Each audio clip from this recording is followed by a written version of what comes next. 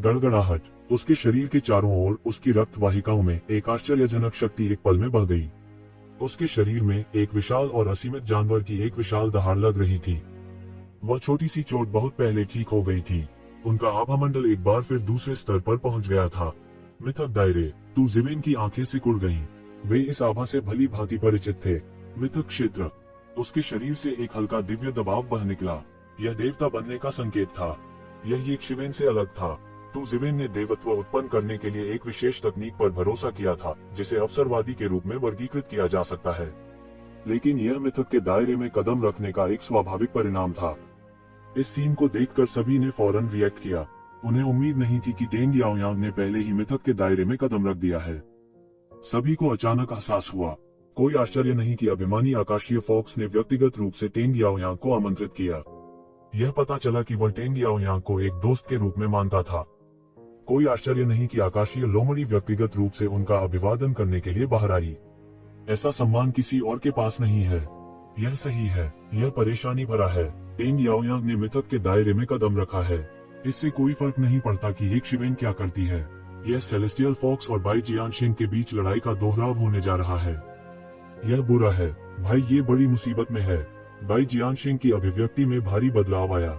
उसने एक बार young master heavenly fox के साथ लड़ाई की थी, तो वह कैसे नहीं जान सकता था कि मिथक क्षेत्र का विशेषज्ञ कितना भयानक था। उस लड़ाई में उसने अपने जीवन के हजारों साल खर्च कर लिए थे और तभी वह यंग मास्टर हेवनली फॉक्स को गंभीर रूप से घायल करने में सफल रहा। बाई जियानशिंग स्वयं उस दीपक के समान थी जिसका तेल समाप्त हो गया था। इस वजह से वह समझ गया कि मिथक क्षेत्र का विशेषज्ञ कितना भयानक होता है। अपने हाथ की एक लहर से वे आकाश को गिरा सकते थे और पृथ्वी को चटक सकते थे। ये सिवेन, यह अंत है। आप मुझे इस हद तक मजबूर करने वाले और मेरी ताकत को उजागर करने वाले पहले व्यक्ति हैं। टेंग याओयांग ने ये जिवेन को देखा और मुस्कुराया। उनकी अभिव्यक्ति ठंडी और भावहीन थी। यह ऐसा था जैसे वह एक चींटी को देख रहा हो। कोई आश्चर्य नहीं कि आप इतने आश्वस्त हैं। आप एक गॉड मिथ हैं। ये जिवेन की अभिव्यक्ति गरिमापूर्ण हो गई। ईमानदारी से कहूँ तो यह पहली बार था जब उन्होंने एक महान हस्ती के खिलाफ लड़ाई लड़ी थी। उसने पहले रसातल के शैतान भगवान के खिलाफ लड़ाई लड़ी थी, लेकिन दोनों पक्षों के बीच ताकत का अंतर बहुत बड़ा था। वे समान स्तर के नहीं थे। इसलिए रसातल शैतान भगवान उसे केवल एक चाल से आसानी से कुचल कर मार सकता है। इसलिए उनके पास एक दिग्गज शख्सियत के खिलाफ लड़ने के अनुभव का अनुभव करने का अवसर नहीं था। यह कोई सामान्य अनुभव नहीं था। तुम अभी भी ऐसे समय में जिद्दी हो। टेंग याओयांग के शरीर पर देवत्व जारी किया गया था। यह ऐसा था जैसे कोई भगवान इस दुनिया में उतर आया हो। एक चमकदार बड़प्पन और रहस्य उत्सर्जित किया गया। ठीक है, मैं तुम्हें खत्म कर दूं। मैं तुम्हें बता दूंगा कि हमारे बीच कितना बड़ा फासला है। टेंग याओयांग ने ठंडेपन से कहा। एक धमाके के साथ उसके शरीर पर ची समुद्र की तरह उछली, जिसने ये जिवेन को जंजीरों की तरह बंद करने के लिए अनगिनत नियम चलाए। ये जिवेन के आदेश का पालन करने वाले अनगिनत कानूनों ने तुरंत टेंग याओयांग के अधीनस्थों की ओर रुख किया। उसकी आज्ञा का पालन करते हुए वे तावीजों की जंजीरों में बदल गए और सीधे एक शिवेन की ओर दौड़ पड़े। टेंग याओयांग को ज्यादा हिलने की जरूरत नहीं थी।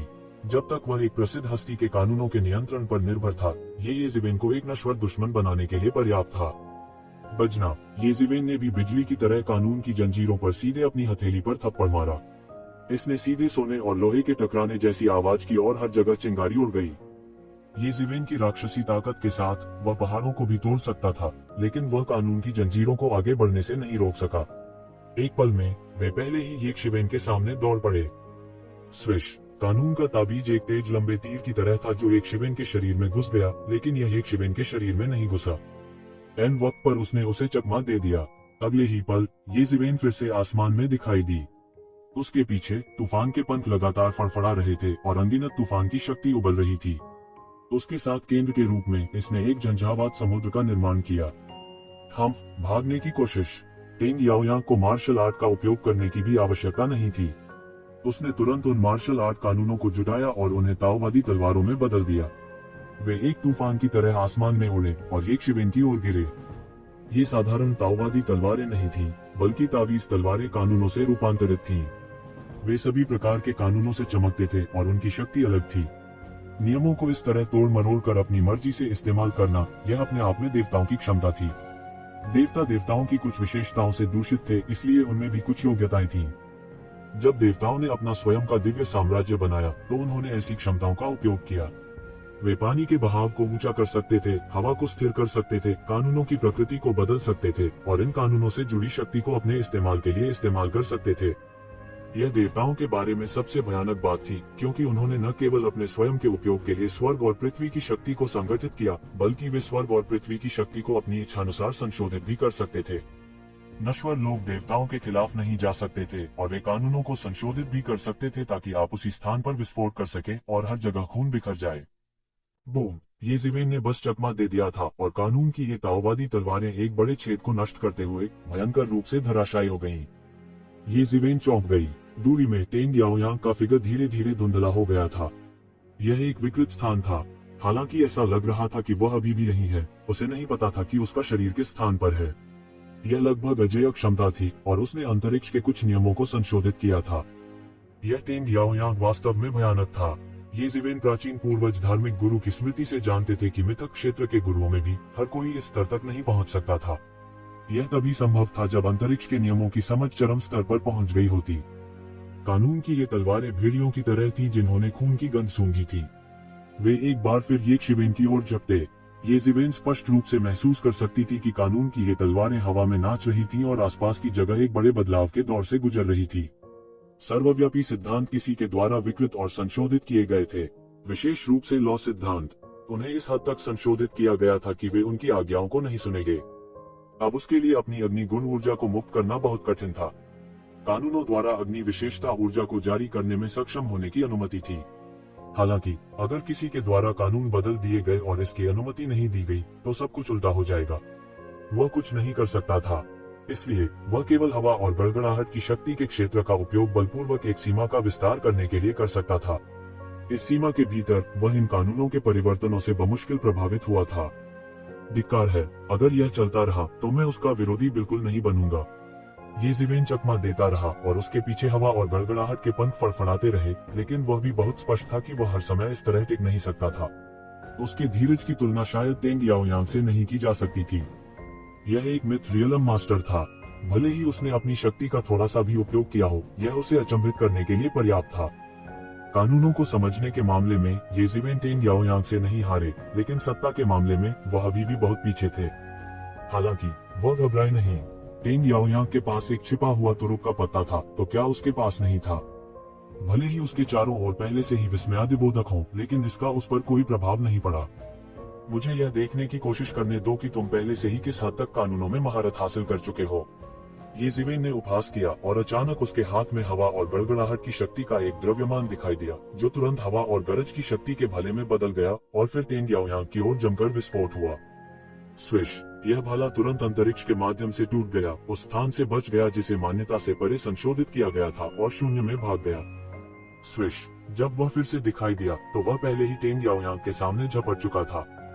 येज़ेबेल के बिजली के हमले के सामने टेंग याओयांग बिल्कुल भी नहीं हिला। एक पल में बिजली का भाला टेंग याओयांग के शरीर में घुस गया और सीधे वैकल्पिक स्थान में प्रवेश कर गया। येज़ेबेल ने मन ही मन सोचा।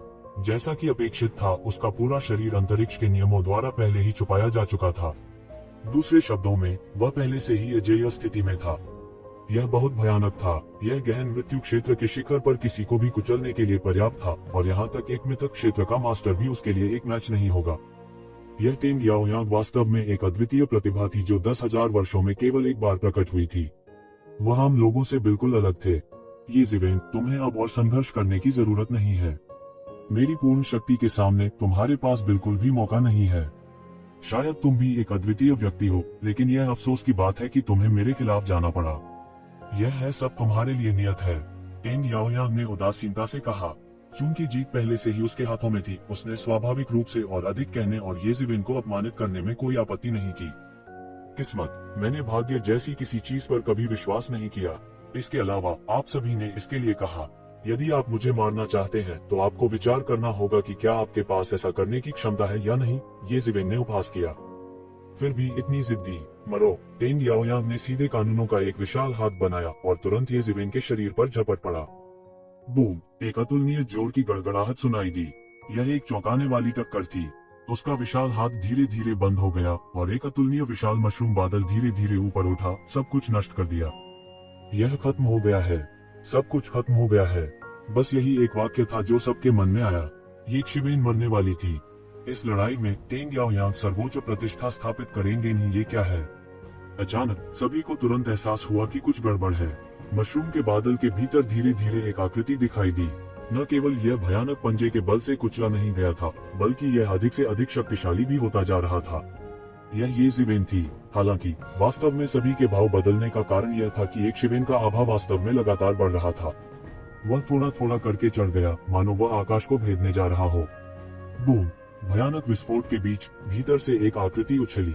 इससे पहले कि हर कोई स्पष्ट रूप से देख पाता कि यह क्या है, वहां खड़ा टेंग याओयांग के सामने पहले ही उछल चुका था।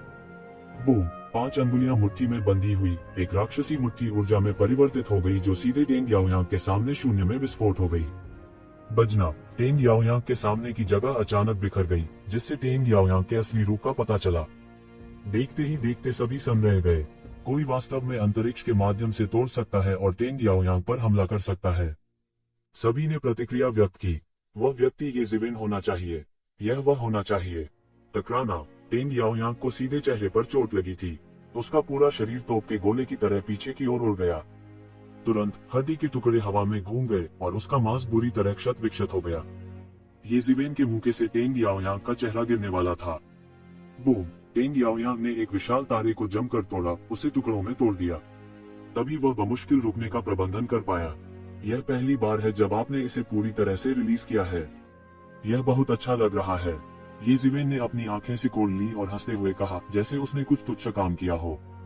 सब दंग रह गए। पूरा ब्रह्मांड खामोश था, मानो उनमें से आधे स्तब्ध थे। सब कुछ बहुत जल्दी बदल गया था। सबसे पहले ये शिवेन ने टेंग याओयांग को पूरी तरह कुचल दिया था। तब टेंग याओयांग ने मिथक के दायरे में कदम रखा था। इनमें से हर चीज पिछली से ज्यादा चौंकाने वाली थी और हर चीज पिछली से ज्यादा अप्रत्याशित थी। इससे भी अधिक अप्रत्याशित बात यह थी कि ये शिवेन, जिसे सभी ने सोचा था कि समाप्त हो गया है, ने वास्तव में टेंग याओयांग के मिथक दायरे में कदम रखने के बाद इस तरह का एक भयंकर पलटवार किया। बाई जियांशिंग और अन्य लोग और भी अधिक उत्साहित थे, विशेष रूप से बाई जियांशिंग। वह इस बारे में सबसे स्पष्ट था कि मिथक क्षेत्र का विशेषज्ञ कितना भयानक था। यह देखते हुए कि ये शिवेन, जो केवल गहन मृत्यु क्षेत्र में था, इतना भयंकर पलटवार कर सकता था, वह स्वाभाविक रूप से जानता था कि यह कितना कठिन था। ये शिवेन के शरीर का प्रभामंडल अत्याचारी और भयानक था। यदि ये शिवेन ने पहले लोगों को यह महसूस कराया था कि वह अद्वितीय है, तो उसके वर्तमान प्रवाह ने लोगों को यह महसूस कराया कि उसकी ओर देखना भी एक पाप है। यह एक तरह की ताकत थी, ताकत जो हड्डियों से आती थी, ताकत जो भयानक रूप से मजबूत थी। इससे भी ज्यादा चौंकाने वाली बात यह थी कि यांग क्यूई अभी तक गॉडमिथ के स्तर तक नहीं पहुंची थी। उस पर किसी गॉडमिथ का दबाव नहीं था और फिर भी वह एक गॉडमिथ को घायल करने में सफल रहा था। ऐसा नहीं लगता था कि बाई जियांशिंग ने हेवनली फॉक्स यंग मास्टर को गंभीर रूप से घायल करने के लिए एक चौंकाने वाली गुप्त तकनीक का इस्तेमाल किया था। हालांकि ये शिवेन ने केवल अपने मार्शल आर्ट अवतार के साथ जोड़ा था। जी हाँ, उन्होंने अपने मार्शल आर्ट अवतार के साथ फ्यूज किया था। बाई जियांशिंग उस आभा से अधिक परिचित नहीं हो सकती थी। उसके लिए भले ही वह अपने मार्शल आर्ट अवतार के साथ जुड़ गया हो, वह सेलेस्टियल फॉक्स प्रिंस को हराने में सक्षम नहीं होगा। क्या अंतर था? यही अंतर था। भले ही एक शिवन उससे बहुत छोटा था, लेकिन जब ताकत की बात आई तो उसे भी उसकी ओर देखना पड़ा। उनका मानना कि भले ही उन्हें 1000 साल से अधिक की देरी न हुई हो, वह अधिक से अधिक उनके बराबर होंगे। यह व्यक्ति अविश्वसनीय है। इस बिंदु पर बाई जियांशिंग ये शिवेन द्वारा पूरी तरह से आश्वस्त थी। इसके अलावा उसे यह भी महसूस हो रहा था कि एक शिवेन के पास कुछ ऐसी तरकीबें हैं जो उसने अभी तक इस्तेमाल नहीं की थी। वह नहीं जानता था कि उसे ऐसा क्यों लग रहा था, लेकिन उसके मन में ऐसी भावना थी। जैसे जैसे उसका आभामंडल धीरे धीरे बढ़ता जा रहा था, यह तीव्र अनुभूति और तीव्र होती जा रही थी। यह कैसे संभव है? टेंग याओयांग का चेहरा, जिसे पहचानने से परे पीटा गया था, एक पल में लगभग ठीक हो गया था। हालांकि उसकी आंखों में खौफ को छुपाने का कोई तरीका नहीं था। वह एक प्रतिष्ठित मिथकीय शख्सियत थे, लेकिन वास्तव में उन्हें ये शिवेन ने इस तरह पीटा था। भले ही उसने पोवान क्षेत्र के पहले स्तर में प्रवेश किया हो, लेकिन ईमानदार होने के लिए पोवान क्षेत्र का एक साधारण पहला स्तर उसके लिए कोई मुकाबला नहीं था। यही उनकी असली ताकत थी। किसने सोचा होगा कि उसे वास्तव में ये शिवेन के हाथों एक छोटा सा नुकसान होगा। हालांकि उसकी आंखें केवल एक पल के लिए टिमटिमाती थी और वह तुरंत शांत हो गया। उसे केवल एक छोटा सा नुकसान हुआ था और यह अनिवार्य रूप से कुछ भी नहीं था। आखिरकार वह एक पौराणिक हस्ती थे और उनमें पूर्ण आत्मविश्वास था। अगर वह एक मिथकीय शख्सियत के रूप में ये शिवेन को हरा नहीं पाता, तो उसके पास इस दुनिया में रहने के लिए कोई चेहरा नहीं होता। ये जिवेन, तुम्हारे पास कुछ तरकीबें हैं। टेंग याओयांग ने धीरे से कहा। उसकी अभिव्यक्ति असामान्य रूप से शांत थी। लेकिन यह अंत है। इससे पहले कि उसकी आवाज गिरती, उसने पाया कि उसके सामने एक धुंधलापन था। उसे नहीं पता था कि कब ये जिवेन वास्तव में उसके सामने दौड़ी चली आई थी। यह अंत है, यह सिर्फ शुरुआत है, ये जिवेन चिल्लाया और एक और मुक्का सीधे अंतरिक्ष में घुस गया, सीधे टेंग याओयांग के चेहरे पर लगा। टकराना, जैसे कि एक पुरानी फिल्म को फिर से चलाया गया हो। टेंग याओयांग का पूरा शरीर सीधे तोप के गोले की तरह उड़ गया था। बूम, एक तारे को सीधे टुकड़ों में तोड़ दिया गया और फिर वह रुक गया। टेंग याओयांग ने मुंह से खून निकाला। उसका चेहरा पहले से ही खून से सना हुआ था और उसकी आंखें अविश्वास से भरी थीं। यह कैसे हो सकता है? अगर अभी अभी ये शिवेन ने अनजाने में उस पर हमला किया था तो यह क्षम्य था, लेकिन अब वह स्पष्ट रूप से तैयार था, लेकिन तब तक बहुत देर हो चुकी थी और वह बिल्कुल भी प्रतिक्रिया नहीं कर सका। केवल टेंग याओयांग ही नहीं, बल्कि अन्य लोगों में भी अविश्वास की झलक थी, जैसे कि वे स्तब्ध थे। पहली बार एक चुप के हमले के रूप में माना जा सकता है और दूसरी बार यह टेंग याओयांग के चेहरे पर एक उचित और चौकोर थप्पड़ था। इतनी तेजी, आकाशीय लोमड़ी मास्टर की आंखों में कोई मूल आक्रोश और भयंकर रूप नहीं था, इसके विपरीत केवल झटका था। ये जिवेन की गति आश्चर्यजनक थी। भले ही उसकी ताकत का स्तर मजबूत नहीं था, लेकिन जब तक वह इस गति से उड़ता रहा तब तक कौन विरोध कर सकता था। टेंग याओयांग एक नुकसान में था और नुकसान यह था कि वह समय पर प्रतिक्रिया नहीं कर सका। भले ही आपके पास 1000 जादुई शक्तियां हों या 10,000 मार्शल आर्ट हो, यह बेकार था, क्योंकि आपके पास उनका उपयोग करने का समय भी नहीं था। आखिरकार वो समझ गया कि ये शिवेन इस समय क्या छुपा रही थी। यह उसकी भयानक ताकत नहीं, बल्कि उसकी अद्भुत गति थी। जब उसने पहले ये शिवेन के साथ लड़ाई की थी तो उसे केवल यह महसूस हुआ था कि ये शिवेन की गति पहले से ही बहुत तेज थी, लेकिन यह केवल एक मामूली सा एहसास था, क्योंकि उस समय ये शिवेन की गति चाहे कितनी भी तेज क्यों न हो, इसकी तुलना अब से नहीं की जा सकती थी। यह बिल्कुल स्वर्ग और पृथ्वी जैसा था। उसने जानबूझकर अपनी ताकत छुपाई। जिस बात ने उसे और भी चौंका दिया वह यह था कि ये जिवेन ने अभी तक मिथक क्षेत्र में प्रवेश नहीं किया था, लेकिन मार्शल आर्ट अवतार के एकीकरण पर भरोसा करके उसकी युद्ध शक्ति मिथक क्षेत्र तक बढ़ गई, जो सबसे भयानक थी। गहन मृत्यु क्षेत्र और मिथक क्षेत्र के बीच एक बहुत बड़ी बाधा थी। यह एक प्राकृतिक खाई की तरह था। ये जिवेन अपने मार्शल आर्ट अवतार के साथ जुड़ने से पहले ही इस बाधा को छू चुके थे। यह मिथक दायरे से केवल एक महीन रेखा थी, लेकिन फिर भी जब एक मिथ रियलम फिगर का सामना किया तब भी उसके पास वापस लड़ने की शक्ति नहीं थी।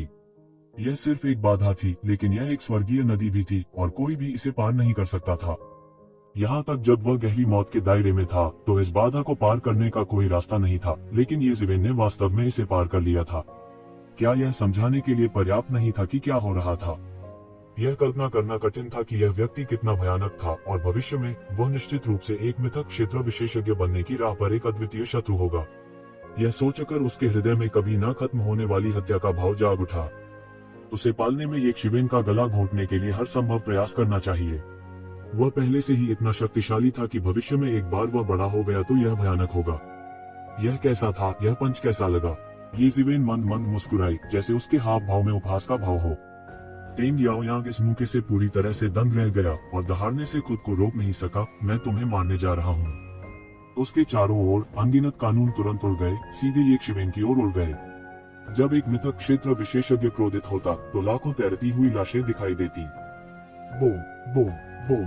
जिस स्थान पर ये जिवेन थोड़ी देर पहले खड़ी थी उसे पूरी तरह से बम से उड़ा दिया गया था। अच्छा नहीं है। टेंग याओयांग को अचानक कुछ एहसास हुआ और जल्दी से आग की लपटों का एक गोला उठा, खुद को उसमें लपेट लिया। लेकिन बहुत देर हो चुकी थी। ये जिवेन का फिगर सीधे चमक उठा। बूम। वह एक बार फिर ये जिवेन के मुंह से उड़ गया और उसका शरीर तोप के गोले की तरह दूर उड़ता हुआ उड़ गया। उनके चेहरे का आकार पहले ही बिगड़ चुका था। टेंग याओयांग इतने गुस्से में थे कि उनका पूरा शरीर कांप रहा था। यह तीसरी बार था उसे ये जिवेन द्वारा लगातार 3 बार एक ही चाल का उपयोग करके पहचानने से परे पीटा गया था। यह बहुत बड़ा अपमान था। यह बस एक बड़ा अपमान था। टेंग याओयांग दहाड़ता रहा। अपनी शुरुआत के बाद से वह बहुत मजबूत था और इतना बड़ा नुकसान कभी नहीं हुआ था। यह उल्लेख करने की आवश्यकता नहीं है कि वह इस स्थिति में उन्हीं 3 सरल चालों से पिट गया था। यदि वह स्वर्गीय फॉक्स मास्टर की तरह किसी शक्तिशाली चाल से हार गया था तो कहने के लिए कुछ नहीं था। बाई जियानशिंग ने स्वर्गीय फॉक्स मास्टर को गंभीर रूप से घायल करने के लिए एक अकल्पनीय कीमत चुकाई, लेकिन ये जिवेन इतना निश्चिंत था और वह केवल मार्शल आर्ट्स अवतार के साथ जुड़ गया था। ऐसा नहीं लगता था कि उसने किसी अजेय चाल का इस्तेमाल किया था। इससे वह हैरान और गुस्से में आ गया। ये जिवेन, जो केवल गहन मृत्यु क्षेत्र के शिखर पर था, वास्तव में उसे इस हद तक मजबूर करने में सक्षम था। वह बस पागल था। टेंग याओयांग मूल रूप से आत्मविश्वास से भरे हुए थे और उन्होंने स्वर्गीय फॉक्स मास्टर को भी गंभीरता से नहीं लिया। हालांकि हेवनली फॉक्स मास्टर शक्तिशाली था और उसने मिथक के दायरे में कदम रखा था, लेकिन ऐसा क्या? उन्होंने मिथक क्षेत्र में भी कदम रखा था और यह लगभग समय की बात थी। ऐसी कोई बात नहीं थी कि कौन दूसरे से अधिक शक्तिशाली था। टेंग याओयांग को नहीं पता था कि स्वर्गीय फॉक्स मास्टर को यह खबर कहां से मिली कि उन्होंने भी मिथक के दायरे में कदम रखा है। इसलिए उन्होंने उन्हें चाय पीने और दाव पर चर्चा करने और अपने अनुभवों का आदान प्रदान करने के लिए आमंत्रित किया। कभी कभी दाव पर बहस करना सुधार का सबसे तेज तरीका होता था। उसका भी यही विचार था, इसलिए वह खुशी खुशी आया, लेकिन उसे ये शिवेन से मिलने की उम्मीद नहीं थी। किसने सोचा होगा कि जब उन्हें अपनी काबिलियत पर पूरा भरोसा होगा तो उन्हें इतना बड़ा नुकसान होगा। ये जिवेन, मैं तुम्हें मरवाना चाहता हूँ। टेंग याओयांग एक घायल जानवर की तरह दहाड़ा। वह वास्तव में एक शिवेन द्वारा उकसाया गया था। उसके शरीर पर आभा बढ़ती रही और उसके पीछे लौ की एक विशाल गेंद उठी। यह उनका मार्शल आर्ट्स अवतार था और वह अपने मार्शल आर्ट्स अवतार को अपने शरीर में समाहित करने वाले थे। टकराना, एक और पंच के साथ टेंग याओयांग को फिर से उड़ते हुए भेजा गया। मिथक क्षेत्र केवल इतना ही है। हवा का एक झोंका गुजरा और सभी ने महसूस किया कि उनकी रीढ़ में ठंडक दौड़ रही है। ऐसा लग रहा था जैसे वे एक शिवेन से बुरी तरह डर गए हों। उनके दिमाग में केवल एक ही शब्द आया, भयंकर। हाँ, भयंकर ही एकमात्र शब्द था जो ये शिवेन की वर्तमान स्थिति का वर्णन कर सकता था। उसके शरीर के हर एक्यूपंक्चर से एक उन्मत्त आभा उठी, जिससे तूफानी लहरें उठी। उसके शरीर के चारों ओर एक भयानक आभा उसे सहारा दे रही थी। सभी जानते थे कि यह राज्य मार्शल आर्ट्स अवतार था। यहाँ तक उपस्थित कुछ लोगों के पास मार्शल आर्ट अवतार भी थे। हालांकि उन्होंने कभी किसी के बारे में नहीं सुना था कि वह मार्शल आर्ट्स अवतार को इस तरह के भयानक स्तर तक पहुंचा सके। प्राचीन काल से यह कई बार नहीं सुना गया था कि एक गहन मृत्यु क्षेत्र कृषक एक पौराणिक व्यक्ति को ऐसी अवस्था में हरा सकता है। इन वर्षों में ये जिवेन ही एकमात्र व्यक्ति थे जिसे उन्होंने अपने जीवन में व्यक्तिगत रूप से देखा था। पौराणिक आकृतियां होने का कारण यह था कि उनकी शक्ति अद्वितीय थी। इसके अलावा वे दुनिया के सबसे भयानक लोग थे। वे पहले से ही देवता थे। मनुष्य की तुलना ईश्वर से कैसे की जा सकती है? यहाँ तक कि एक देवता भी पहले से ही एक देवता था। हालांकि वो वास्तव में ये शिवेन से हार गया था। इसके अलावा यह कोई कठिन हार नहीं थी। यदि यह बाई जियानशिंग जैसा कोई होता तो यह अभी भी स्वीकार्य होता। हालांकि यह जिवेन ही थी जिसने इसे किया था। यह थोड़ा डरावना था। नहीं, यह सिर्फ थोड़ा डरावना नहीं था। चार मुके, ये चारों पंच साधारण थे। उनमें कुछ भी फैंसी नहीं था। हालांकि यह चार भूसे थे जिन्होंने एक पौराणिक शख्सियत को इस कदर पीटा था कि वह खड़ा भी नहीं हो पा रहा था। पौराणिक आंकड़े इससे ज्यादा कुछ नहीं थे। ये जिवेन के अलावा कौन ऐसे शब्द कहने की हिम्मत करेगा? कौन ऐसा करने की हिम्मत करेगा? इस तरह की पौराणिक शख्सियत को हराने में सक्षम होने के कारण ये जिवेन खुद पहले से ही एक किंवदंती बन चुकी थी। Boom boom boom. दूरी में टेंग याओयांग को नहीं पता था कि उसने कितने सितारों को तोड़ा था। हालांकि एक शिवेन की ताकत मजबूत नहीं लग रही थी। इसे इन जगहों से देखा जा सकता था। टेंग याओयांग का पूरा शरीर उड़ते हुए भेजा गया। उसका शरीर एक तेज ब्लेड की तरह था जो अंतरिक्ष में एक बड़ी दरार को चीर रहा था। टेंग याओयांग, मुझे लगता है कि जब तुम आज बाहर गए थे तो तुमने पंचांग की जांच नहीं की होगी। ये जिवेन मुस्कुराए। उनकी मुस्कान कितनी बेफिक्र थी, लेकिन देखने वालों की नजर में वह सबसे भयानक मुस्कान थी। मैं वास्तव में नहीं जानता कि आपके परिवार के लोग क्या सोच रहे हैं। तेरे भाई ने मुझे नीची दृष्टि से देखा और मेरे साथ कोमल खुरमासा व्यवहार किया। वह बंदरों को चेतावनी देने के लिए मुर्गे को मारना चाहता था, लेकिन अंत में वह मेरे द्वारा मारा गया। आप अच्छे हैं, अपने भाई के नक्शे कदम पर चलने के लिए दौड़ रहे हैं। जी, आपके परिवार के जीन्स में जरूर कुछ गड़बड़ है। तू, जिवेन ने दयनीय अभिव्यक्ति के साथ कहा। टेंग याओयांग ने जब यह सुना तो मुंह से खून निकलने के अलावा और कुछ नहीं कर सका। वह इतना क्रोधित था कि न केवल वह एक शिवेन को हरा नहीं सका, बल्कि एक शिवेन द्वारा उसका उपहास भी उड़ाया गया। यह वह स्क्रिप्ट नहीं थी जिसकी उन्होंने योजना बनाई थी। यह निश्चित रूप से वह स्क्रिप्ट नहीं थी जिसकी उन्होंने योजना बनाई थी। यदि आप मुझे एक नर्म खुरमा के रूप में व्यवहार करना चाहते हैं तो आपको आईने में देखना चाहिए और देखना चाहिए कि आपका वजन कितना है। हर कोई ये जिवेन के चेहरे पर तिरस्कार देख सकता था। वह मदद नहीं कर सकता था, लेकिन उसके दिल में आह भरी। ये जिवेन पहले और एकमात्र व्यक्ति थे जिन्होंने अपनी गहन मृत्यु क्षेत्र की साधना के साथ किंवदंती क्षेत्र को नीचे देखने का साहस किया। ये जिवेन, मैं तुम्हें निश्चित रूप से मार डालूंगा। टेंग याओयांग ने केवल गुस्से को अपने दिल पर हमला करते हुए महसूस किया और वह पूरी तरह से मर्यादा खो चुका था। उसकी क्रोधित आंखों से आग की लपटें निकली जो दर्जनों फुट लंबी थी। वह पूरी तरह से आग बबूला हो गया। मुझे मार डालो, तुम्हें क्या लगता है कि तुम कौन हो? ये जिवेन ने अभी बोलना समाप्त किया था और उसका फिगर टेंग याओयांग के सामने आ चुका था। टकराना। टेंग याओयांग को एक बार फिर उड़ते हुए भेजा गया। यह अभी भी वही तकनीक थी और यह अभी भी वही चाल थी। हालांकि वह इसे बिल्कुल भी रोक नहीं सका। वो केवल असहाय होकर देख सकता था क्योंकि उसे ये शिवेन की मुट्ठी लगी थी। यह सबसे बड़ी त्रासदी थी। वो जानता था कि एक शिवेन कैसे हमला करने वाली है और यहाँ तक कौन भी वही था। मगर इससे क्या, वह बिल्कुल प्रतिक्रिया नहीं कर सका। वह केवल बेबस होकर देख सकता था क्योंकि सीधे उस पर वार किया गया था। तो क्या हुआ यदि तुम एक महापुरुष बन गए हो? तो क्या हुआ यदि तुम एक महापुरुष बन गए हो? मैं अब भी जब चाहूं तब तुम्हें मार सकता हूं और मैं तुम्हारे चेहरे पर मार सकता हूं, लेकिन मैं तुम्हारे हाथ को नहीं मार सकता। ये जिवेन ने बेहोश होकर कहा। उसने अपना गुस्सा पूरी तरह से निकाल दिया था। उसे केवल यही लगा कि उसके सामने सब कुछ स्पष्ट है। अतीत में उसने इन लोगों को अपना विरोधी माना था, हालांकि उसने उन्हें अब इस तरह नहीं देखा। उनके असली विरोधी ईश्वरीय संघ के नेता थे और एबिसल दानव मास्टर जैसे बड़े शॉट्स थे। ये लोग उसके लिए कुछ भी नहीं थे। उसने केवल यह महसूस किया कि उसका साधना क्षेत्र आश्चर्यजनक गति से बढ़ रहा था। नहीं, यह एक पूल की तरह था जो अचानक कई बार फैल गया था। हालांकि कुंड में पानी अभी तक नहीं भरा गया था, कोई भी देख सकता था कि यह पहले से ही पूरी तरह से अलग था। उसकी निगाहें पूरे ब्रह्मांड में घूम गईं और उन सभी नायकों पर उतरी जो हंगामा देख रहे थे। यह उनके लिए एक चेतावनी भी थी। जो कोई भी एक शिवेन के बारे में कोई भी विचार रखने की हिम्मत करेगा, उसे 2 बार सोचना होगा। क्या तुमने नहीं देखा, अगर मैंने ऐसा कहा तो एक लेजेंड को भी पीटा जाएगा? टेंग याओयांग, जो पूरी तरह से पागल हो चुका था, तुरंत एक शिवेन की तरफ झपटा। उसकी गति अत्यंत तेज थी, जैसे वह पूरी तरह से घायल जानवर हो। वह एक उल्का की तरह था। ये जिवेन ने एक हाथ की मुहर बनाई और सैकड़ों मील लंबी एक पहाड़ी चोटी खींची। उसने उसे अपने हाथ में पकड़ लिया और एक लंबे चाबुक की तरह पटक दिया। बम। टेंग याओयांग को एक बार फिर से झटका लगा। उसका पूरा शरीर तुरंत नीचे गिर गया और सीधे रहस्यमय दायरे में गिर गया। गड़गड़ाहट। वह सीधे जुबान वर्ल्ड के मैदान में धंस गया, जिससे एक विशाल गड्ढा बन गया जो सैकड़ों किलोमीटर लंबा था। टेंग याओयांग ऐसा लग रहा था जैसे वह लगातार दहाड़ता हुआ पागल हो गया हो। उसके शरीर के भीतर काली गैस के गोले हल्के से उत्सर्जित हो रहे थे।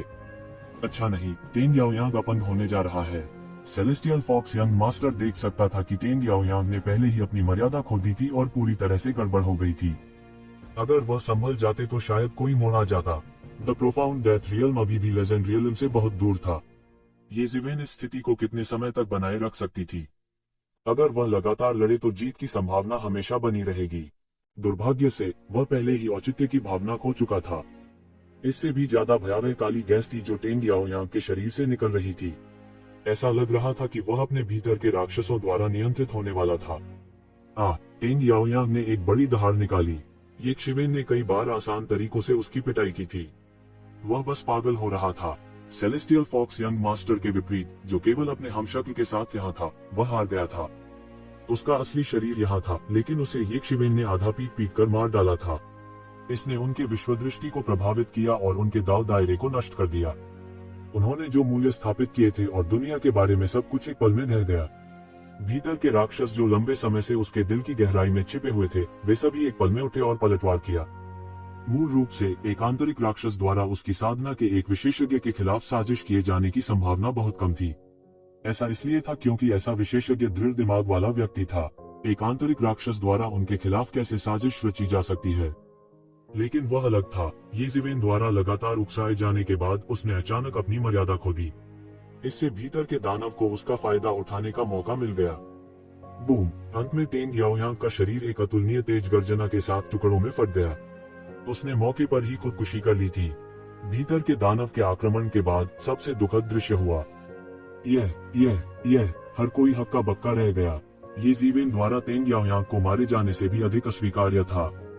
हर कोई कल्पना कर सकता था कि दृढ़ दिमाग वाले एक शीर्ष प्रतिभाशाली व्यक्ति टेंग याओयांग को इस बिंदु पर मजबूर किया गया था। कोई कल्पना कर सकता है कि अभी अभी हुई घटना ने उसे कितना कुछ दिया होगा। अगर वे होते तो शायद इस तरह के झटके को स्वीकार नहीं कर पाते। टेंग याओयांग अपने जीवन में कभी भी दूसरों से कमजोर नहीं रहे, लेकिन अंत में उन्हें इस तरह पीटा गया। यह बस एक बड़ी शर्म की बात थी। यहाँ तक कि शिवेन भी थोड़ा चौंक गई। उन्होंने उम्मीद नहीं की थी कि अंत में टेंग याओयांग का अंत इस तरह होगा। यह पूरी तरह से अनपेक्षित था। कोई भी विशेषज्ञ जिसने इस स्तर तक साधना की थी पागल था। एक बार जब उन्होंने कुछ तय कर लिया तो वे पीछे मुड़कर नहीं देखेंगे, इसलिए उन्होंने टेंग याओयांग के इस तरह से अंत की उम्मीद नहीं की थी। ये जिवेन, एक बड़ी गर्जना के बाद एक बड़ा हाथ आसमान से गिरा और सीधे ये शिवेन की ओर लपका। ये जिवेन ने तुरंत प्रतिक्रिया दी। उसके सिर के ऊपर 5 तत्वों के युवान आरेख सीधे प्रकट हुआ और उसके सामने अवरुद्ध हो गया। बजना, एक अतुलनीय तेज आवाज सुनाई दी और बड़ा हाथ उड़ गया। ये जिवेन भी कुछ कदम पीछे हट गए और बमुश्किल अपने फिगर को स्थिर कर पाए। शून्य में बाघ के सिर और मानव शरीर वाला एक बूढ़ा व्यक्ति एक पल में प्रकट हुआ। उसका चेहरा क्रूर था और उसने ये शिवेन को ऐसे देखा जैसे उसने अपने परिवार को मार डाला हो। टाइगर हेडेड आदरणीय, आप क्या करने की कोशिश कर रहे हैं? ये जिवेन ने अपनी आंखें सिकोड़ ली और ठंडेपन से कहा, ये जिवेन, तुम्हारी हिम्मत कैसे हुई कि दाओ संस्थान के एक शिष्य की उसके पीठ पीछे हत्या कर दी जाए? मुझे लगता है कि तुम वास्तव में जीने से थक गए हो। तुम्हें कानून के अनुसार मरना चाहिए। बाघ के सिर वाले आदरणीय ने ठंडेपन से कहा। उसने अपने दांत पीस लिए और कामना की कि वह ये जिवेन के टुकड़े टुकड़े कर सके। बूढ़े कमीने, तुमने इसे स्पष्ट रूप से देखा। तुम्हारी किस आंख ने मुझे टेंग याओयांग को मारते देखा? उसका आंतरिक दानव भड़क गया और फिर उसने आत्मा विनाश कर लिया। इसका मुझसे क्या लेना देना है? ये जिवेन चिल्लाया, तुमने मुझ पर बार बार हमला किया। क्या आपको सच में लगता है कि मेरी कोई पृष्ठभूमि नहीं है? मैं नहीं मानता कि दाओ संस्थान में कोई कानून नहीं है। उद्धरण चिन्ह। हम, अगर यह तुम्हारे लिए नहीं होता तो उसके भीतर का दानव कैसे भड़क सकता था? वह कैसे मर सकता था? यह सब तुम्हारे कारण हुआ है, इसलिए तुम्हें मर जाना चाहिए। व्याघ्र के सिर वाला आदरणीय शोक और आक्रोश में दहाड़ा। टेंग याओयांग न केवल वह व्यक्ति था जिसके बारे में वह बहुत सोचता था, बल्कि एक शिष्य भी था जिसे उसने अपने उत्तराधिकारी के रूप में स्वीकार किया था। टेंग याओयांग की मौत ये जिवेन के हाथों हुई थी। उसका गुस्सा बस आसमान से जल रहा था। गर्जन, एक गगनभेदी गर्जना के साथ बाघ के सिर वाले आदरणीय ने एक बड़ी दहाड़ निकाली। सूरज, चांद और सितारे तुरंत बिखर गए।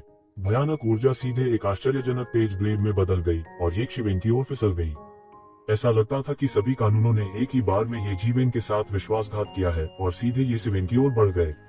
इस महत्वपूर्ण क्षण में एक विशाल हाथ शून्य से नीचे आया और सब कुछ नष्ट कर दिया। हुआलाला, जहां तक सबकी निगाहें जा सकती थी, इस विशाल हाथ से सभी पराक्रमी हमलों को बलपूर्वक मिटा दिया गया था।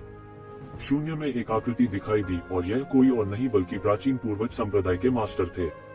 महत्वपूर्ण क्षण में प्राचीन पूर्वज संप्रदाय के मास्टर ने एक चाल चली और ये जिवेन की रक्षा की।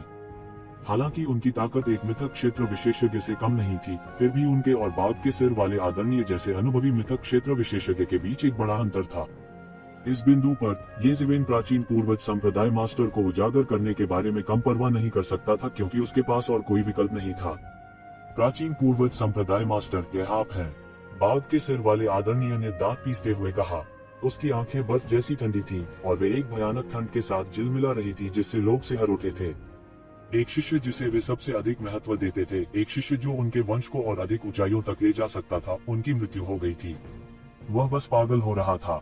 हालांकि टेंग याओयांग को ये जिवेन ने नहीं मारा था, लेकिन ये जिवेन निश्चित रूप से जिम्मेदारी से बच नहीं सकती थी। जैसा कि बाघ के सिर वाले आदरणीय ने कहा, अगर ये जिवेन वहां नहीं होते तो दिल के राक्षस द्वारा उसका फायदा नहीं उठाया जाता। इस समय वह डाउ कॉलेज के आंतरिक नियमों और समझौतों की कम परवाह नहीं कर सकता था। वह सिर्फ अपना गुस्सा निकालने के लिए ये शिवेन को मारना चाहता था। आप इस नन्हे बी तारानकंस्टा की मदद करना चाहते हैं तो मुझे दोष मत दीजिए।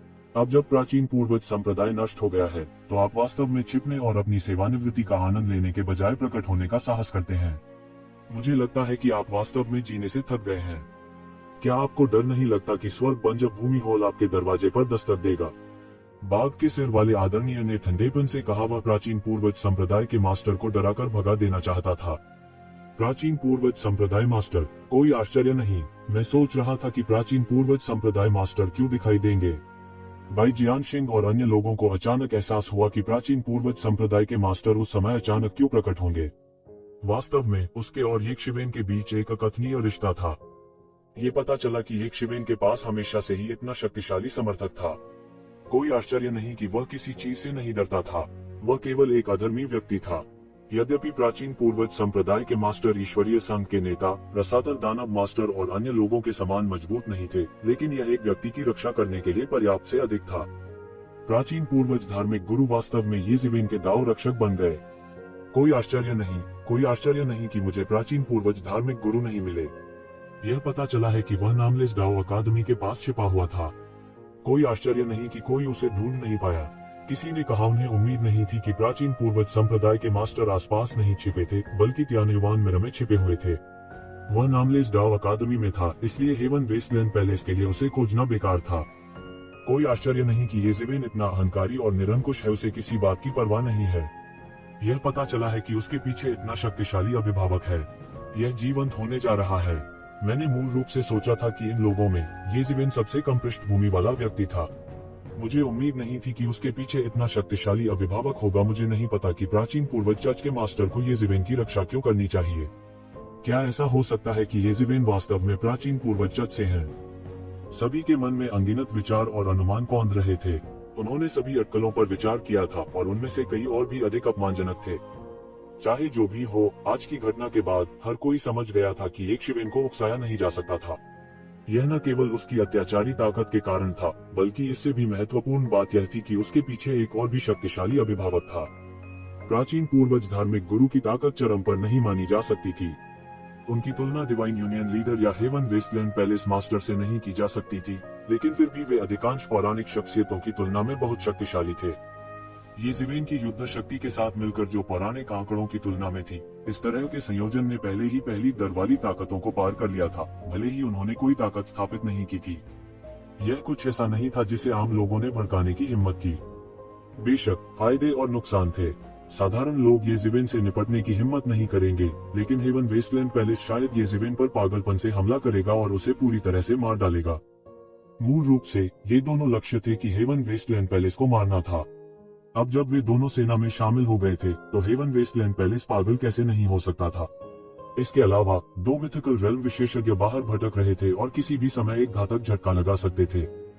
बाघ के सिर वाले आदरणीय की गुस्से वाली फटकार के सामने प्राचीन पूर्वज धार्मिक गुरु ने एक शब्द भी नहीं कहा, जैसे कि उन्हें जवाब देने की जहमत नहीं उठाई जा सकती थी। कोई नहीं जानता था कि प्राचीन पूर्वज धार्मिक गुरु वास्तव में येज़ेबेल द्वारा नियंत्रित थे। इस समय बाघ के सिर वाले आदरणीय के कुछ शब्दों से डरना उसके लिए स्वाभाविक रूप से असंभव था। उसकी आंखें धीरे धीरे तेज हो गईं। मूल रूप से उनका प्राचीन पूर्वज धार्मिक गुरु के मामले को उजागर करने का इरादा नहीं था। मूल रूप से वह इसे यथासंभव लंबे समय तक छिपाना चाहता था। अब जब उसके पास और कोई चारा नहीं था, तो उसे बाहर आने के लिए मजबूर होना पड़ा। लेकिन चूंकि वह पहले से ही बाहर आने के लिए विवश था, इसलिए वह बस बैठकर कुछ नहीं कर सकता था। बाघ के सिर वाले आदरणीय बार बार उस पर हमला करना चाहते थे। मूल रूप से दोनों पक्षों के बीच सुलह के लिए कोई जगह नहीं थी। बूढ़े आदमी, तुमने मुझे ऐसा करने के लिए मजबूर किया। येज़ेबेल की आंखों में एक भयानक जानलेवा आभा थी। प्राचीन पूर्वज धार्मिक गुरु ने प्रतिक्रिया दी और चले गए। वालल्ला, पलक झपकते ही दुनिया के सारे कानून उसके नियंत्रण में आ गए। लहरों की तरह उन्होंने बाघ के सिर वाले आदरणीय पर हमला किया। बाघ के सिर वाले आदरणीय ने देखा कि प्राचीन पूर्वज धार्मिक गुरु को अपनी चेतना की बिल्कुल भी परवाह नहीं थी और वे दहाड़ने के अलावा और कुछ नहीं कर सकते थे।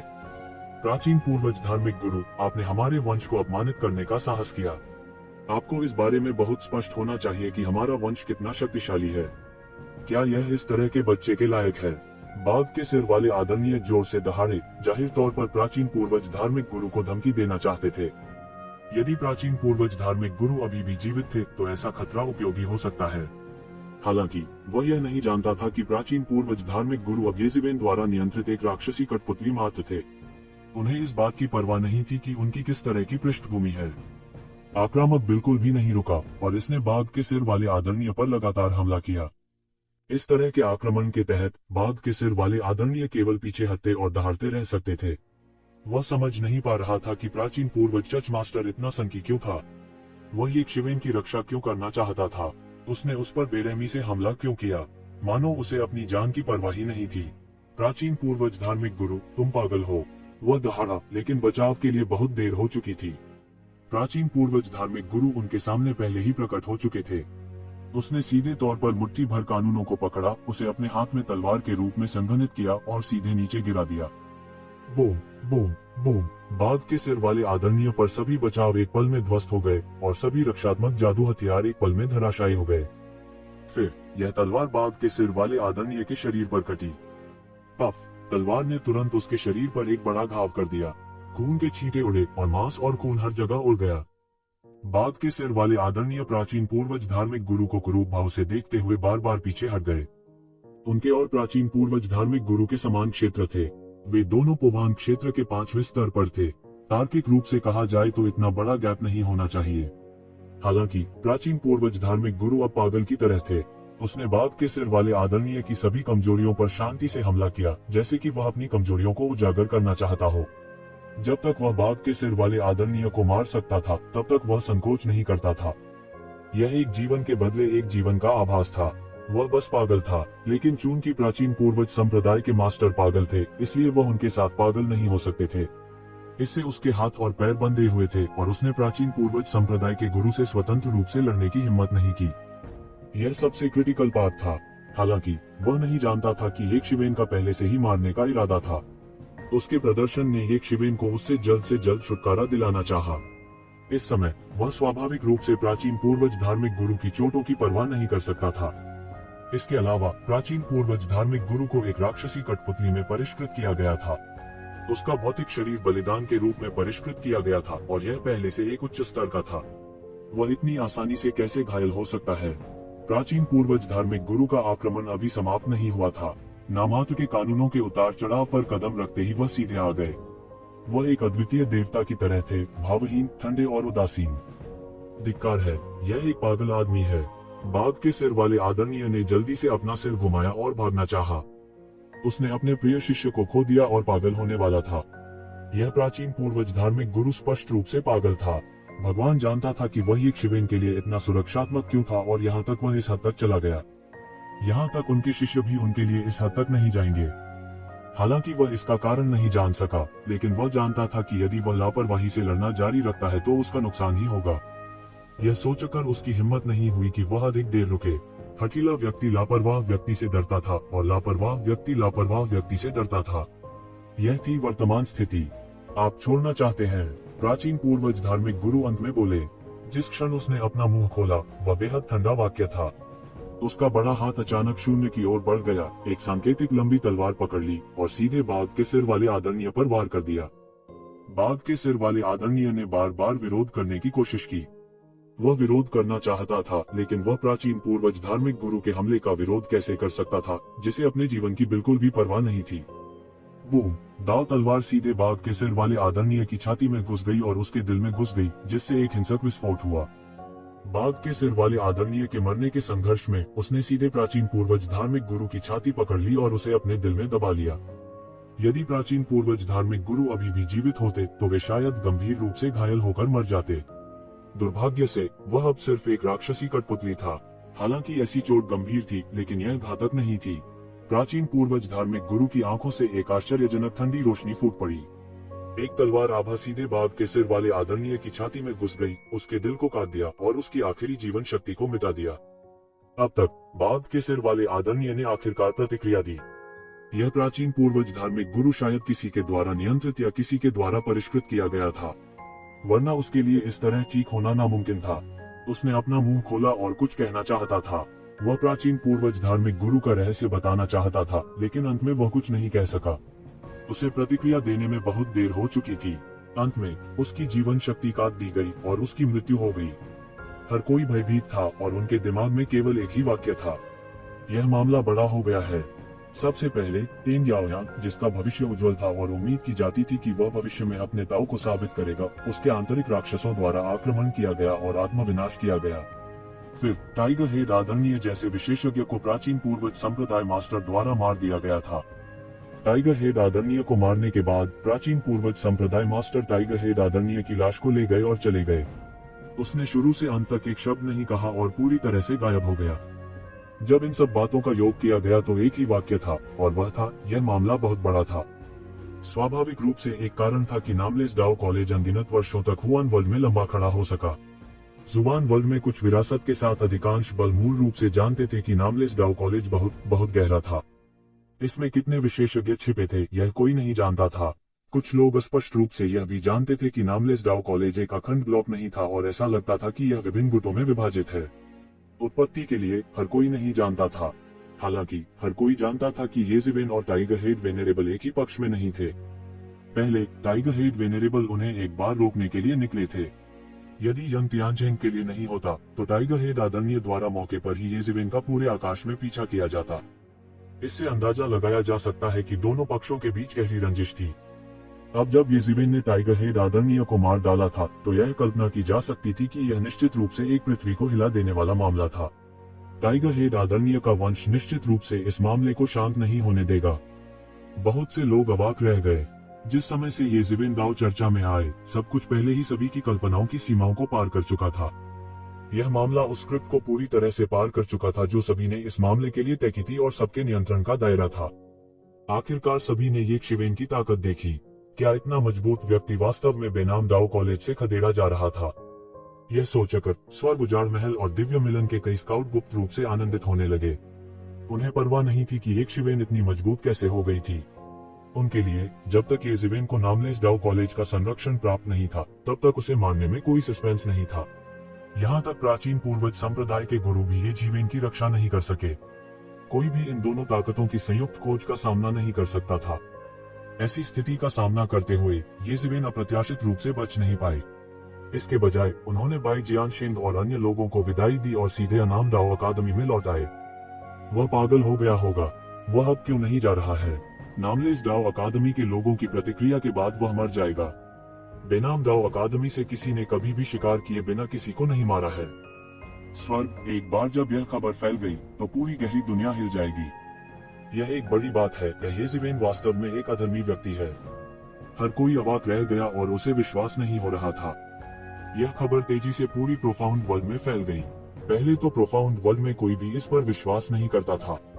यहाँ तक अगर येजिविन को टाइगर हेडेड वेनेरेबल द्वारा मजबूर किया जाता तो उसमें इतनी हिम्मत नहीं होती। इस तथ्य के लिए कि जिस व्यक्ति ने इसे किया वह प्राचीन पूर्वज संप्रदाय के गुरु थे, इसे सभी ने पूरी तरह से अनदेखा कर दिया था।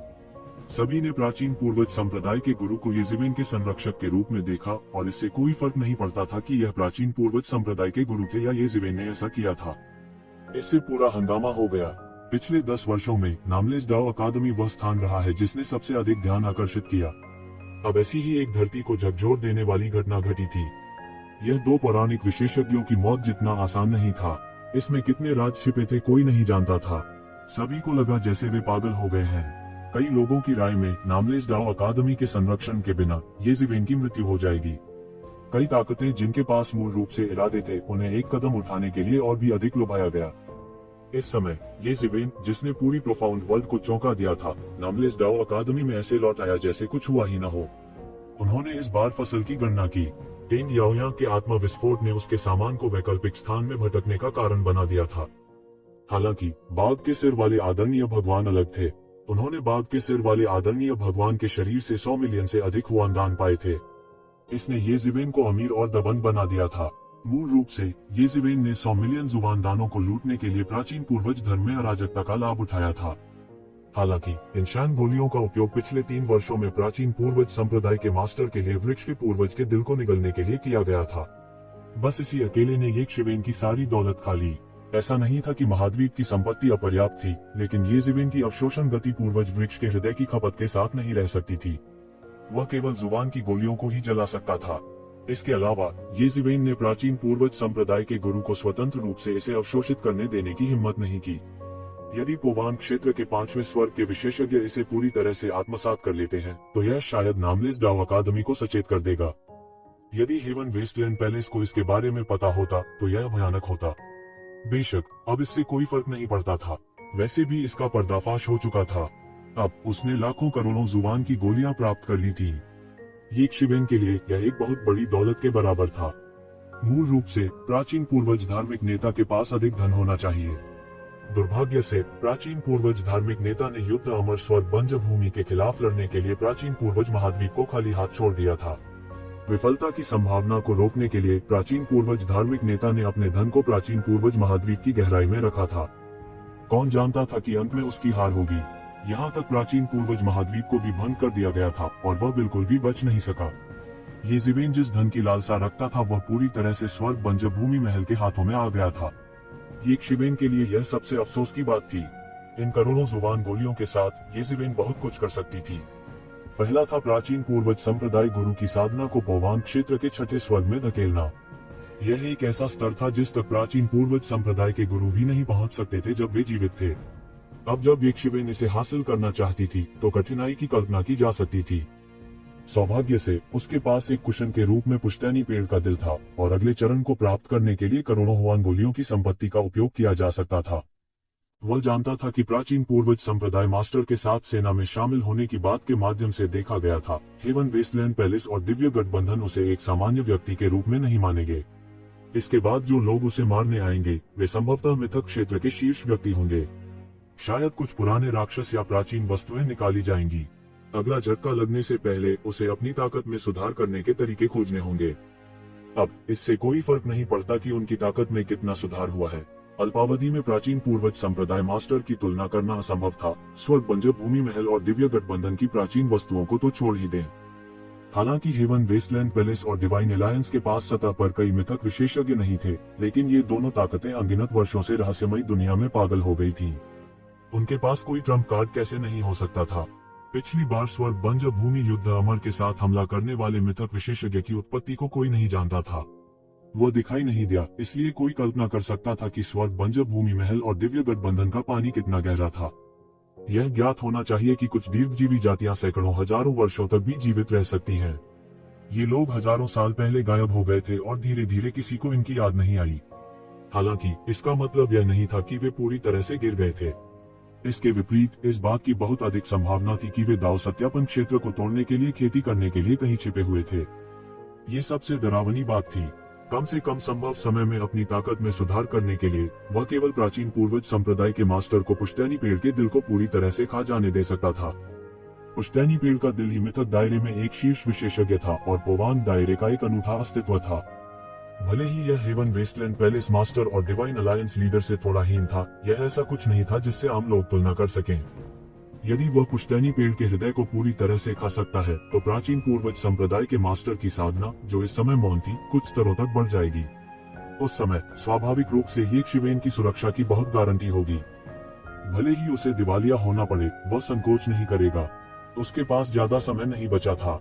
भले ही नामलेस डाउ कॉलेज अभी भी उसकी रक्षा करने को तैयार था, उसके पास केवल 7 साल थे। कोई बात नहीं, उसे 7 वर्षों में हेवन वेस्टलैंड पैलेस और ईश्वरीय गठबंधन के तूफान जैसे हमलों का सामना करना पड़ेगा। इससे पहले उसे अपनी ताकत बढ़ाने के सभी तरीकों के बारे में सोचना पड़ा। वह पहले से ही गहन मृत्यु क्षेत्र के शिखर पर पहुंच गया था, इसलिए उसे मिथक दायरे से बाहर निकलने का रास्ता खोजना पड़ा। एक बार जब वह मिथक के दायरे में प्रवेश कर गया तो उसकी ताकत दूसरे स्तर तक बढ़ जाएगी। हालांकि वह अस्थायी रूप से अपने मार्शल पथ अवतार पर भरोसा करके एक मिथक क्षेत्र विशेषज्ञ से लड़ने की ताकत प्राप्त कर सकता था, लेकिन वह अंततः एक मिथक क्षेत्र विशेषज्ञ नहीं था। एक बार जब वह मिथक के दायरे में प्रवेश करता है तो उसकी ताकत एक बार फिर जबरदस्त बदलाव से गुजरती है। कई बैकअप योजनाएं जो उसने लंबे समय से तैयार की थी, वे भी जल्द ही प्रभावी होंगी। मिथक के दायरे में आने के लिए वह लंबे समय से तैयारी कर रहा था। यह भी कहा जा सकता है कि उन्होंने 100 साल से भी पहले या उससे भी पहले तैयारी शुरू कर दी थी। तुम भगवा, तुम वास्तव में परेशानी को भड़काने में अच्छे हो। जैसे ही येज़िवेन अपना एकांतवास जारी रखने वाली थी, शून्य से एक मजाकिया आवाज आई। एक आकृति महाद्वीप की रक्षा की परतों में घुस गई और चेहरे पर एक असहाय मुस्कान के साथ येज़िवेन के सामने प्रकट हुई। यह और कौन हो सकता है लेकिन यंग तियानजेंग। मुझे भी एक कोने में धकेल दिया गया था, इसलिए मेरे पास जवाबी कार्रवाई करने के अलावा कोई चारा नहीं था। येज़िवेन ने धीरे से कहा, जैसे कि वह नहीं था जिसने मिथक क्षेत्र के 2 विशेषज्ञों को उनकी मौत के लिए मजबूर किया था। इसके अलावा मैंने उन्हें नहीं मारा। यहाँ तक अगर टेंग याओयांग अपने आंतरिक राक्षसों के कारण मर गया तो आप वह थे जिसने बाघ के सिर वाले आदरणीय को मार डाला। यंग तियानजेंग ने येज़िवेन को चंचलता से देखा। उनकी आंखों में प्रशंसा का भाव था। यह बच्चा वास्तव में टाइगर हेडेड वेनेरेबल को मारने की हिम्मत करने के लिए वास्तव में बोल्ड था। वह प्राचीन पूर्वज संप्रदाय के नेता द्वारा मारा गया था। इसका मुझसे कोई लेना देना नहीं है, येज़िवेन ने धीरे से कहा। तुम बच्चे। यंग तियानजेंग पल भर के लिए अवाक रह गया। हा, कितना दिलचस्प है। आपने अनुमान लगाया होगा कि हम निश्चित रूप से आपकी रक्षा करेंगे, इसलिए आपने फिर भी वापस आने का साहस किया। वह अचानक हंसी में फूट पड़ा और येज़िवेन के लिए उसकी सराहना और अधिक तीव्र हो गई। मेरा मानना कि बेनाम दाओ कॉलेज एक अनुचित जगह नहीं है, येज़िवेन ने बेपरवाही से कहा, जैसे उसने कुछ भी नहीं किया हो। बच्चे, तुम सच में दिलचस्प हो, यंग तियानजेंग ने चंचलता से कहा। आपने उस बूढ़े धूर्त बाघ के सिर वाले आदरणीय को छूने की हिम्मत भी की, लेकिन मैंने उसे छूने की हिम्मत नहीं की। क्या आप जानते हैं क्यों? हालांकि वह पुराना धुंधला साधारण है, उसने एक प्रभावशाली शिष्य को सिखाया है। अपने शिष्य के साथ उसका समर्थन किया। ऊपर वह बिना किसी हिचकिचाहट के कार्य कर सकता है। उनका वह शिष्य फिल्मी होने के लिए प्रसिद्ध है। बच्चे, तुमने उसके छोटे भाई को आत्मविनाश के लिए मजबूर किया और फिर उसके मालिक को मार डाला। वह निश्चित रूप से आपको जाने नहीं देंगे। उद्धरण चिन्ह। ये जिवेन की पुतलियां थोड़ी सिकुड़ गई। यंग तियानजिन के शब्दों ने उन्हें एक मजबूत संकेत दिया कि यह मामला इतनी आसानी से खत्म नहीं होगा। लेकिन चिंता न करें, वह व्यक्ति अंतिम स्वर्गीय बैरियर पर हमला कर रहा है और दाव सत्यापन के एक महत्वपूर्ण मोड़ पर है। वह आसानी से आपके लिए परेशानी का कारण नहीं बनेगा। यंग तियानजिन ने जोड़ा। हालांकि ये शिवेन अब और शांत नहीं रह सकती थी। वह फूट फूट कर मुस्कुराए बिना नहीं रह सका। क्या उसने किसी अन्य व्यक्ति को नाराज किया था जो डीएओ सत्यापन तक पहुंचने वाला था? सबसे पहले यह एबिसल दानव मास्टर था, फिर दैवीय संघ नेता और अब यह अज्ञात और शक्तिशाली अस्तित्व। वह केवल गहन मृत्यु क्षेत्र के शिखर पर था, जो दाव सत्यापन से केवल आधा कदम दूर था। उसके और उनके बीच अभी भी एक बड़ा फासला था, फिर भी उसने पहले ही किसी को नाराज कर दिया था। वह इस तरह कैसे रह सकता है? क्या हुआ? क्या तुम डरती हो? मुझे लगा कि इस दुनिया में ऐसा कोई नहीं है जिससे तुम डरती हो। यंग तियानजिन ये जिवेन को देखकर मुस्कुराया। मैंने आपके बारे में कुछ जानकारी देखी है। टीएस, आप अपना रास्ता मार रहे हैं। आप वास्तव में कानून विहीन हैं। मुझे आपसे डरने की उम्मीद नहीं थी। दाव सत्यापन से आधा कदम दूर अस्तित्व के बारे में कौन चिंतित नहीं होगा? ये जिवेन फूट फूट कर मुस्कुराए बिना नहीं रह सकी। इसके अलावा यह पहली बार नहीं है जब मैंने इस स्तर के किसी व्यक्ति को नाराज किया है। मुझे अब याद है, यह डिवाइन यूनियन लीडर है, ठीक है। वह बच्चा वास्तव में एक अजेय व्यक्ति है। वह इतना प्रतिभाशाली है कि मिस्टीरियस वर्ल्ड में एक मैच ढूंढना मुश्किल है। आपने उसे नाराज कर दिया है। टीएसके, यह एक बहुत बड़ी समस्या है। यंग तियानजिन दिल खोलकर हंसे बिना नहीं रह सका, जैसे कि वह एक शिवेन की कड़वी अभिव्यक्ति देख सकता था। लेकिन क्या आप सिर्फ इसी वजह से डरते हैं? उसकी आंखें जल रही थी जब उसने एक शिवेन को देखा और पूछा। नहीं, उनका अपमान करने का मेरा इरादा नहीं है, लेकिन मैं पहले ही उन्हें नाराज कर चुका हूँ। इसलिए इसके बारे में सोचने का कोई मतलब नहीं है। मेरे रास्ते में जो भी खड़ा होगा, मैं उसे मार डालूंगा। ये शिवेन की आंखें तेज थी जब वह जोर से चिल्लाया। अच्छा, तुम्हारी महत्वाकांक्षा है। मैं तुम जैसे लोगों की सबसे अधिक प्रशंसा करता हूँ। यंग तियानजिन ने जोर से चिल्लाया। भाई, अपने आप को भाग्यशाली समझो। तुमने जुआ खेला कि हमारा वंश निश्चित रूप से तुम्हारी रक्षा करेगा। यही कारण है कि तुमने रहने की हिम्मत की। मैं आपको बता सकता हूँ कि आपने इस बार सही दांव लगाया। आप कोई हैं जो हमारे वंश का सम्मान करते हैं, अत्यधिक। इसलिए कोई भी आपको लापरवाही से दोषी नहीं ठहरा सकता। आपको याद होगा कि आपने क्या कहा था। प्राचीन पूर्वज धर्म गुरु ने बाघ के सिर वाले श्रद्धेय को मारा था, आपको नहीं। ये जिवेन की अभिव्यक्ति उदासीन थी, लेकिन उसने अपने दिल में राहत की एक बड़ी सांस ली। जिस कारण से वह घूमा था और भागने के बजाय अनाम दाव अकादमी में लौट आया था, क्योंकि वह इस तथ्य पर दांव लगा रहा था कि तियानजिन गुट उसे नहीं छोड़ेगा और उसकी रक्षा करने की पूरी कोशिश करेगा। इसे बाघ के सिर वाले श्रद्धेय व्यक्ति द्वारा टेंग याओयांग की पूरी ताकत से रक्षा करते हुए देखा जा सकता है। बाघ के सिर वाले श्रद्धेय के पास अपनी पूरी ताकत से टेंग याओयांग की रक्षा करने का कोई कारण नहीं था, जबकि यंग तियानजिन उसकी अवहेलना करेगा। हालांकि यह जरूरी नहीं कि मामला हो। आखिरकार टाइगर के सिर वाला श्रद्धेय वन अनाम दाव अकादमी का एक बुजुर्ग था। ऐसे व्यक्ति की मृत्यु को पृथ्वी को झकझोर देने वाली घटना कहा जा सकता है और कोई भी इसे हल्के में नहीं ले सकता। इसलिए वह 100% आश्वस्त नहीं थे। अगर यंग तियानजिन भी उसकी रक्षा नहीं कर सकता, तो वह केवल दुनिया भटक सकता था और भाग सकता था। वह जानता था कि उसने इस बार सही दांव लगाया था। हालांकि सभी ने कहा कि प्राचीन पूर्वज धर्म गुरु उनके संरक्षक थे, ये जिवेन ने इसे शुरू से अंत तक कभी स्वीकार नहीं किया था। इसके अलावा यह साबित करने के लिए कोई प्रत्यक्ष प्रमाण नहीं था कि प्राचीन पूर्वज धर्म गुरु ये जिवेन से संबंधित थे। जो भी हो, यही वह बहाना था जो उसने बाहरी दुनिया को दिया था। दूसरे माने या न माने, वह वैसे भी मानता था। यंग तियानजिन उसकी रक्षा के लिए एक कारण चाहता था और वह उसे एक कारण देगा। हालांकि मैं आपको कुछ बता दूं, हालांकि मैं अनाम दाव अकादमी के दबाव का विरोध करने में आपकी मदद कर सकता हूं, मैं हेवन वेस्टलैंड हॉल और दिव्य संघ के दबाव के बारे में कुछ नहीं कर सकता। इसे निपटने के लिए आप केवल खुद पर भरोसा कर सकते हैं। आखिरकार दाव अकादमी में बहुत से लोग इस बात से नाखुश हैं कि आपने बाघ के सिर वाले श्रद्धेय को मार डाला। अगर मैंने इस बार दबाव नहीं झेला होता, तो क्या आपको लगता है कि आप अब भी यहाँ शांति से रह पाएंगे? यंग तियानजिन ने बोलते हुए ये शिवेन पर एक नजर डाली। आपकी मदद के लिए धन्यवाद, वरिष्ठ, ये जिवेन ने धनुष के साथ कहा। चूंकि आप हमारे वंश के सदस्य हैं, स्वाभाविक रूप से आपकी मदद करने के मेरे पास कारण है। हालांकि आप अभी भी बहुत कमजोर हैं, इसलिए आपको इतना जानने का अधिकार नहीं है। यंग तियानजिन ने बेहोश होकर कहा, हालांकि आपके पास एक परोपकारी व्यक्ति है जो आपकी देखभाल कर रहा है और आपको ईश्वरीय संघ के नेता के दबाव का विरोध करने में मदद कर सकता है। बाकी सब कुछ आप पर निर्भर करेगा। यदि आप आधे रास्ते में गिर जाते हैं तो आप केवल अपने दुर्भाग्य को दोष दे सकते हैं। आप कर सकते हैं, किसी को दोष मत दो। मैं समझता हूँ। ये जिवेन ने तुरंत सिर हिलाया। हालांकि टाइगर हेडेड श्रद्धेय के शिष्य सीधे एक कदम नहीं उठाएंगे। मुझे डर है कि खबर फैलने के बाद उनका वंश आपको आसानी से जाने नहीं देगा। वे बेनाम दाव अकादमी के लिए अपना रास्ता मार देंगे बहुत जल्द ही। मैं केवल इतना कर सकता हूं कि बेनाम दाव अकादमी को तुम्हें निष्कासित करने से रोकूं, लेकिन मैं इस बात की गारंटी नहीं दे सकता कि वे तुम्हें मारेंगे नहीं। इसलिए बेहतर होगा कि आप जल्दी करें और अभी निकल जाएं। अन्यथा परेशान करने वाले मामले अभी शुरू होंगे। यंग तियानजिन ने अपनी बाहें जोड़कर कहा, आपके अनुस्मारक के लिए धन्यवाद वरिष्ठ। ये जिवेन ने अपने हाथों को सहलाया और कहा। वह यंग तियानजिन के शब्दों से जानता था कि यह मामला शायद बहुत खतरनाक होगा। शेर के सिर वाले श्रद्धेय के वंश के लोग उसे आसानी से जाने नहीं देंगे। वास्तव में यह हेवन वेस्टलैंड हॉल और ईश्वरीय मिलन से भी अधिक खतरनाक हो सकता है, विशेष रूप से टाइगर हेडेड श्रद्धेय का शिष्य। हालांकि वो उससे कभी नहीं मिला था, उसने ये शिवेन पर पहले ही काफी दबाव बना दिया था। भले ही वह सफलतापूर्वक पार नहीं हुआ था, फिर भी वह एक भयानक अस्तित्व था जो रूढ़िवादी पथ में आधा कदम था। यह और भी बुरा होगा अगर वह तोड़ने में कामयाब रहे। एक देवता को एक शिवेन को नष्ट करने में केवल कुछ मिनट लगेंगे। आबाद रहें। हालांकि यह मामला खतरनाक है, यह आपके लिए एक तरह का प्रशिक्षण भी होगा। अगर आप इसे पास कर सकते हैं तो आप तेजी से ग्रोथ भी कर पाएंगे। कड़ी मेहनत, हम बस इतना ही कर सकते हैं। यंग तियानजिन ने ये जिवेन के कंधे को थपथपाते हुए कहा, मुझे उम्मीद है कि अगली बार जब हम मिलेंगे तो आप पहले से ही मेरे साथ कंधे से कंधा मिलाकर खड़े हो पाएंगे। जैसे ही उसने बोलना समाप्त किया, वह पहले ही बिना निशान के गायब हो गया था। स्थानिक उतार चढ़ाव भी नहीं देखा जा सकता था। उनकी ताकत अकल्पनीय थी। ये जिवेन ने आंखें मूंद ली।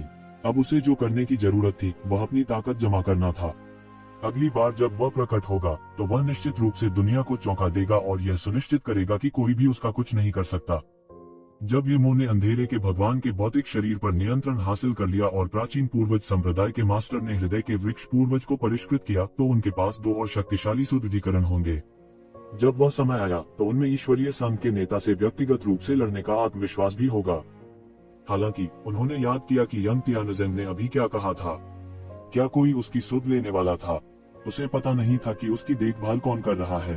हालांकि यह इस बारे में सोचने का समय नहीं था, चूंकि उसने पहले ही छोड़ने का फैसला कर लिया था। उसने अब और संकोच नहीं किया। हालांकि वह पूरे महाद्वीप के संसाधनों का आनंद लेने में सक्षम नहीं होगा, फिर भी वह 100 मिलियन से अधिक हुआन गोलियों के साथ काफी समय तक खुद को सहारा देने में सक्षम होगा। वह सबसे पहले उस महाद्वीप में गया जहां बाई जियानशिंग थी। बाई जियानशिंग को विदाई देने के बाद उन्होंने उसे हुआ मैंगान के जाने की खबर देने के लिए कहा। हुआ मैंगान का असली शरीर अब सुन रहा था। 7 साल बाद जब वह एकांतवास से बाहर आई तो एक शिवेन शायद उस समय आसपास नहीं थी। बाई जियानशिंग को विदाई देने के बाद ये जिवेन ने सीधे नामलेस डाउ कॉलेज छोड़ दिया। जुबान वर्ल्ड में इस मामले का प्रभाव अभी भी बढ़ रहा था। ये जिवेन और प्राचीन पूर्वज संप्रदाय के मास्टर द्वारा 2 पौराणिक विशेषज्ञों की हत्या की खबर फैलती रही। आमतौर पर एक पौराणिक विशेषज्ञ की मृत्यु एक बहुत बड़ा मामला था जिसने दुनिया का ध्यान आकर्षित किया। अकेले 2 को छोड़ दें। टाइगर हेडेड आदरणीय की एक शक्तिशाली पृष्ठभूमि थी, जबकि टेंग याओयांग को सार्वजनिक रूप से एक अतुलनीय शक्तिशाली अस्तित्व के रूप में पहचाना जाता था, जिसे भविष्य में अपने दाव को साबित करने की उम्मीद थी। इन दोनों लोगों की मौत हुआन वर्ल्ड में भूकंप की तरह थी। सभी के सदमे से उबरने के बाद वे नामलेस डाउ कॉलेज के जवाब का इंतजार कर रहे थे, यह देखने के लिए कि वे कब ये जिवेन को निष्कासित करेंगे या यहाँ तक व्यक्तिगत रूप से उसे पकड़कर मार डालेंगे। किसने सोचा होगा कि कुछ अप्रत्याशित होगा? नामलेस डाउ कॉलेज का जवाब उस स्क्रिप्ट से पूरी तरह परे था जिसे सभी ने पहले से तैयार किया था। नामलेस डाउ कॉलेज ने ये जिवेन को निष्कासित नहीं किया, नहीं उन्होंने व्यक्तिगत रूप से उसे पकड़ लिया। इसके बजाय उन्होंने जनता के लिए एक घोषणा जारी की कि टेंग याओयांग के हॉट दानव ने अभिनय किया था और वह अपने ही हाथों मर गया। यह ये जिवेन की गलती नहीं थी। बाघ के सिर वाले आदरणीय की मृत्यु के लिए अनाम डाउ कॉलेज ने इनाम जारी किया। बेनाम डाउ कॉलेज किसी को भी पुरस्कृत करेगा जो प्राचीन पूर्वज संप्रदाय मास्टर को पकड़ सकता है। हर कोई थोड़ा अवाक रह गया। किसी को उम्मीद नहीं थी कि नामलेस डाउ कॉलेज वास्तव में ऐसा जवाब देगा। यह उनकी कल्पना से बिल्कुल परे था। यह ये जिवेन को प्राचीन पूर्वज संप्रदाय के गुरु से पूरी तरह से अलग कर रहा था। टेंग याओयांग की मौत आत्मदाह की गई थी। उसका हृदय दानव उसके शरीर में प्रवेश कर गया था और उसे कोई नहीं बचा सकता था। हालांकि बाघ के सिर वाले आदरणीय की मृत्यु प्राचीन पूर्वज संप्रदाय के मास्टर द्वारा सबके सामने की गई थी। इससे कोई इनकार नहीं कर सकता था। हालांकि कई लोगों की नजर में यह बहुत हास्यास्पद था। दरअसल बाघ के सिर वाले आदरणीय की मृत्यु प्राचीन पूर्वज संप्रदाय के गुरु के हाथों हुई थी। हालांकि कई लोगों की नजर में प्राचीन पूर्वज संप्रदाय के मास्टर येज़ेवेन के संरक्षक थे। कैसे येज़ेवेन बिल्कुल भी जिम्मेदार नहीं हो सकती थी। प्राचीन पूर्वज संप्रदाय के गुरु को पकड़ने और येज़ेवेन को जाने देने में क्या अंतर था। इस बिंदु पर बहुत से लोग जो सच्चाई को नहीं जानते थे, उन्होंने महसूस किया कि बेनाम डाओ कॉलेज एक अखंड इकाई नहीं थी। कई गुट होने चाहिए और गुटों के बीच के संघर्ष शायद छोटे नहीं थे। यह ठीक वैसा ही था जैसे यंग तियानजिन का गुट और टाइगर की अध्यक्षता वाले आदरणीय का गुट स्पष्ट रूप से बाधाओं पर थे। इसलिए उन्होंने ऐसा अजीबोगरीब ऐलान किया। हालांकि इससे भी बड़ी खबर फैली। येज़ेवेन ने नामलेस डाओ कॉलेज छोड़ दिया था। जब सभी ने सोचा कि नामलेस डाओ कॉलेज येज़ेवेन की रक्षा करने जा रहा है, तो येज़ेवेन ने अचानक नामलेस डाओ कॉलेज छोड़ दिया। इससे सभी और भी भ्रमित हो गए। क्या हो रहा था? हर कोई अच्छी तरह से जानता था कि हेवन वेस्टलैंड पैलेस और डिवाइन यूनियन के लोग 7 साल बाद नामलेस डाओ कॉलेज छोड़ने का इंतजार कर रहे थे। फिर वे उसे मारने के लिए बड़ी संख्या में विशेषज्ञ भेजेंगे। लेकिन अब वह नामलेस डाओ कॉलेज समय से पहले ही छोड़ चुका था। नामलेस डाओ कॉलेज द्वारा डिस्क्लेमर जारी करने के बाद वह चला गया। क्या हो रहा था? जल्द ही सभी को समझ आ गया कि क्या हो रहा है। हालांकि नामलेस डाओ कॉलेज व्यक्तिगत रूप से येज़ेवेन के साथ व्यवहार नहीं करेगा, लेकिन यह स्पष्ट था कि दोनों गुटों ने उसका पीछा करके एक समझौता किया था। वे येज़ेवेन का पीछा करेंगे, लेकिन वे नामलेस डाओ कॉलेज के नाम पर उसका पीछा नहीं करेंगे। येज़ेवेन अभी भी बेनाम डाओ कॉलेज की शिष्या होंगी। हालांकि कई लोगों ने प्रतिक्रिया भी दी। हालांकि येज़ेवेन अभी भी बेनाम डाओ कॉलेज के नाम पर कायम है, उसकी प्रतिरोधक शक्ति पहले से ही बहुत कम थी। यंग तियानजिन के गुट ने येज़ेवेन के जाने पर मौन सहमति दे दी थी। इसका मतलब था कि वे येज़ेवेन के मामलों में हस्तक्षेप नहीं करेंगे। इसने अनगिनत लोगों को अचानक उत्साहित कर दिया। यह सिर्फ स्वर्ग बंजर भूमि महल और दिव्य संघ नहीं था जिसकी उसके साथ पुरानी दुश्मनी थी। यहाँ तक दुष्ट काश्तकारों के कुछ पौराणिक विशेषज्ञों ने भी व्यक्तिगत रूप से कार्रवाई करने के संकेत दिए। हर कोई बहुत स्पष्ट था कि येज़ेवेन खुद अनगिनत पुरस्कारों का प्रतिनिधित्व करती थी। इसके अलावा प्राचीन पूर्वज धर्म गुरु के पास अभी भी वृक्ष पूर्वज का हृदय था। किसी को विश्वास नहीं था कि वह इतने कम समय में वृक्ष पूर्वजों के हृदय को हजम कर सकता है। अब वृक्ष पूर्वजों का हृदय प्राप्त करने का अभी भी एक अवसर था। मूल रूप से वे प्राचीन पूर्वज धर्म गुरु को नहीं खोज सके। अब जब तक उन्होंने येज़ेवेन का पीछा किया, वे उसे ढूंढ सकते थे।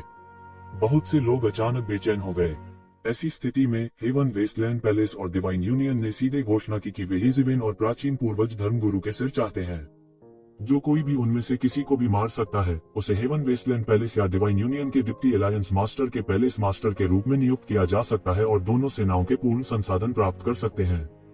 यह स्थिति बहुत उदार कही जा सकती है। अब तो कई दुष्ट पौराणिक विशेषज्ञ भी परीक्षा में पड़ गए थे। उनकी खेती के स्तर पर संसाधनों की मांग बहुत अधिक थी। बड़ी ताकत के समर्थन के बिना यह कहा जा सकता था कि उनके लिए आगे बढ़ना बहुत मुश्किल होगा। वे येज़ेवेन की तरह नहीं थे, जिन्होंने उनका धन लूटने के लिए दिग्गज विशेषज्ञों को मारने की हिम्मत की थी। हालांकि वे किसी भी बल में शामिल होने और भाड़े के ठग बनने के लिए तैयार नहीं थे। अगर वे हेवन वेस्टलैंड पैलेस के अगले हॉल मास्टर या डिवाइन अलायंस के डिप्टी अलायंस मास्टर बन सकते हैं, तो यह अलग होगा। ताकत के बावजूद केवल उनकी स्थिति ही उन्हें रहस्यमय दुनिया में एक शीर्ष व्यक्ति बना देगी। एक पल के लिए दुनिया भर के विशेषज्ञ इकट्ठे हुए। हालांकि येज़ेवेन की परेशानी स्पष्ट रूप से बंद नहीं हुई। हेवन वेस्टलैंड पैलेस और डिवाइन यूनियन के बाद टाइगर हेडेड आदरणीय के वंश ने निजी तौर पर यह भी घोषणा की कि जो कोई भी येज़ेवेन या प्राचीन पूर्वज संप्रदाय मास्टर को मार देगा, उन्हें उनसे एक उपहार मिलेगा। इसने अनगिनत लोगों को और भी उत्साहित कर दिया। यह एक ऐसी ताकत थी जो नामलेस डाओ अकादमी में प्रवेश कर सकती थी। यहाँ तक स्वर्ग बंजर भूमि हॉल और दिव्य संघ की ताकत के साथ वे केवल नामहीन डाओ अकादमी से मदद मांग सकते थे। हालांकि वे नामलेस डाओ अकादमी में प्रवेश नहीं कर सके। एक पल के लिए प्रोफाउंड वर्ल्ड के लगभग सभी विशेषज्ञ येज़ेवेन को घूर रहे थे। हर कोई उसे ढूंढ रहा था। इस समय जब येज़ेवेन पूरी प्रोफाउंड वर्ल्ड की सार्वजनिक दुश्मन बनने वाली थी, एक और भी विस्फोटक खबर सामने आई। हालांकि इस मामले का येज़ेवेन से कोई लेना देना नहीं था। इसके बजाय इसने प्रोफाउंड वर्ल्ड में सभी के दिलों को प्रभावित किया। प्रोफाउंड वर्ल्ड के अनगिनत विशेषज्ञ केवल एक ही उद्देश्य के लिए प्रोफाउंड वर्ल्ड में रुके थे, और वह था अपने डीओ को साबित करना। अन्यथा उन्हें दूसरी दुनिया से हजारों मील दूर गहन दुनिया की यात्रा करने की आवश्यकता क्यों होगी। इसलिए जब तक दाव के बारे में थोड़ी सी खबर थी, भले ही वह थोड़ी सी ही क्यों न हो, वह सबका ध्यान आकर्षित करती थी। और ये खबर दाव वैलिडेशन से संबंधित थी। हालांकि हर कोई दानव भगवान के कब्रिस्तान से पीछे हट गया था, जिसने पहले सभी विशेषज्ञों को हरा दिया था। उन्होंने खोज करना नहीं छोड़ा। कुछ वर्षों की खोज के बाद उन्होंने वास्तव में एक और भी बड़ा रहस्य खोजा, जो यह था कि दानव भगवान का कब्रिस्तान वास्तव में कई में से एक था। यह देवताओं के राग्नारोक का कब्रिस्तान था। किसी ने यह उम्मीद नहीं की थी कि यह देवताओं के राग्नारोक का कब्रिस्तान होगा। प्राप्त जानकारी के अनुसार युद्ध में मारे गए देवताओं की कुल संख्या अज्ञात थी। संभवतः 100 से अधिक देवता थे। जब यह खबर हुआन दुनिया में पहुंची ही थी, तो इसने पूरी हुआन दुनिया में खलबली मचा दी और एक सनसनी फैल गई।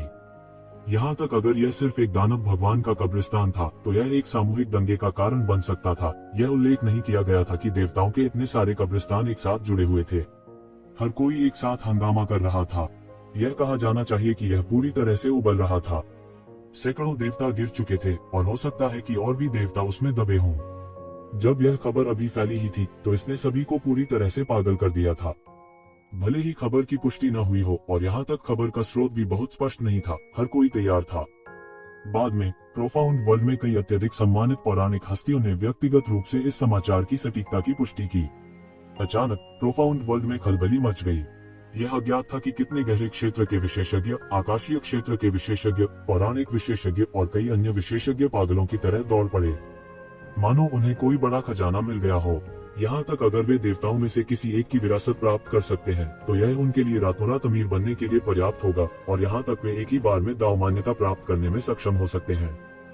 जब यह खबर फैली, तो डिवाइन यूनियन के नेता, हेवन वेस्टलैंड पैलेस के palace master, heavenly cloud city के सिटी लॉर्ड और कई अन्य पौराणिक पोवान दायरे के विशेषज्ञ वहां पहुंचे। इसने अचानक और भी अधिक हंगामा खड़ा कर दिया।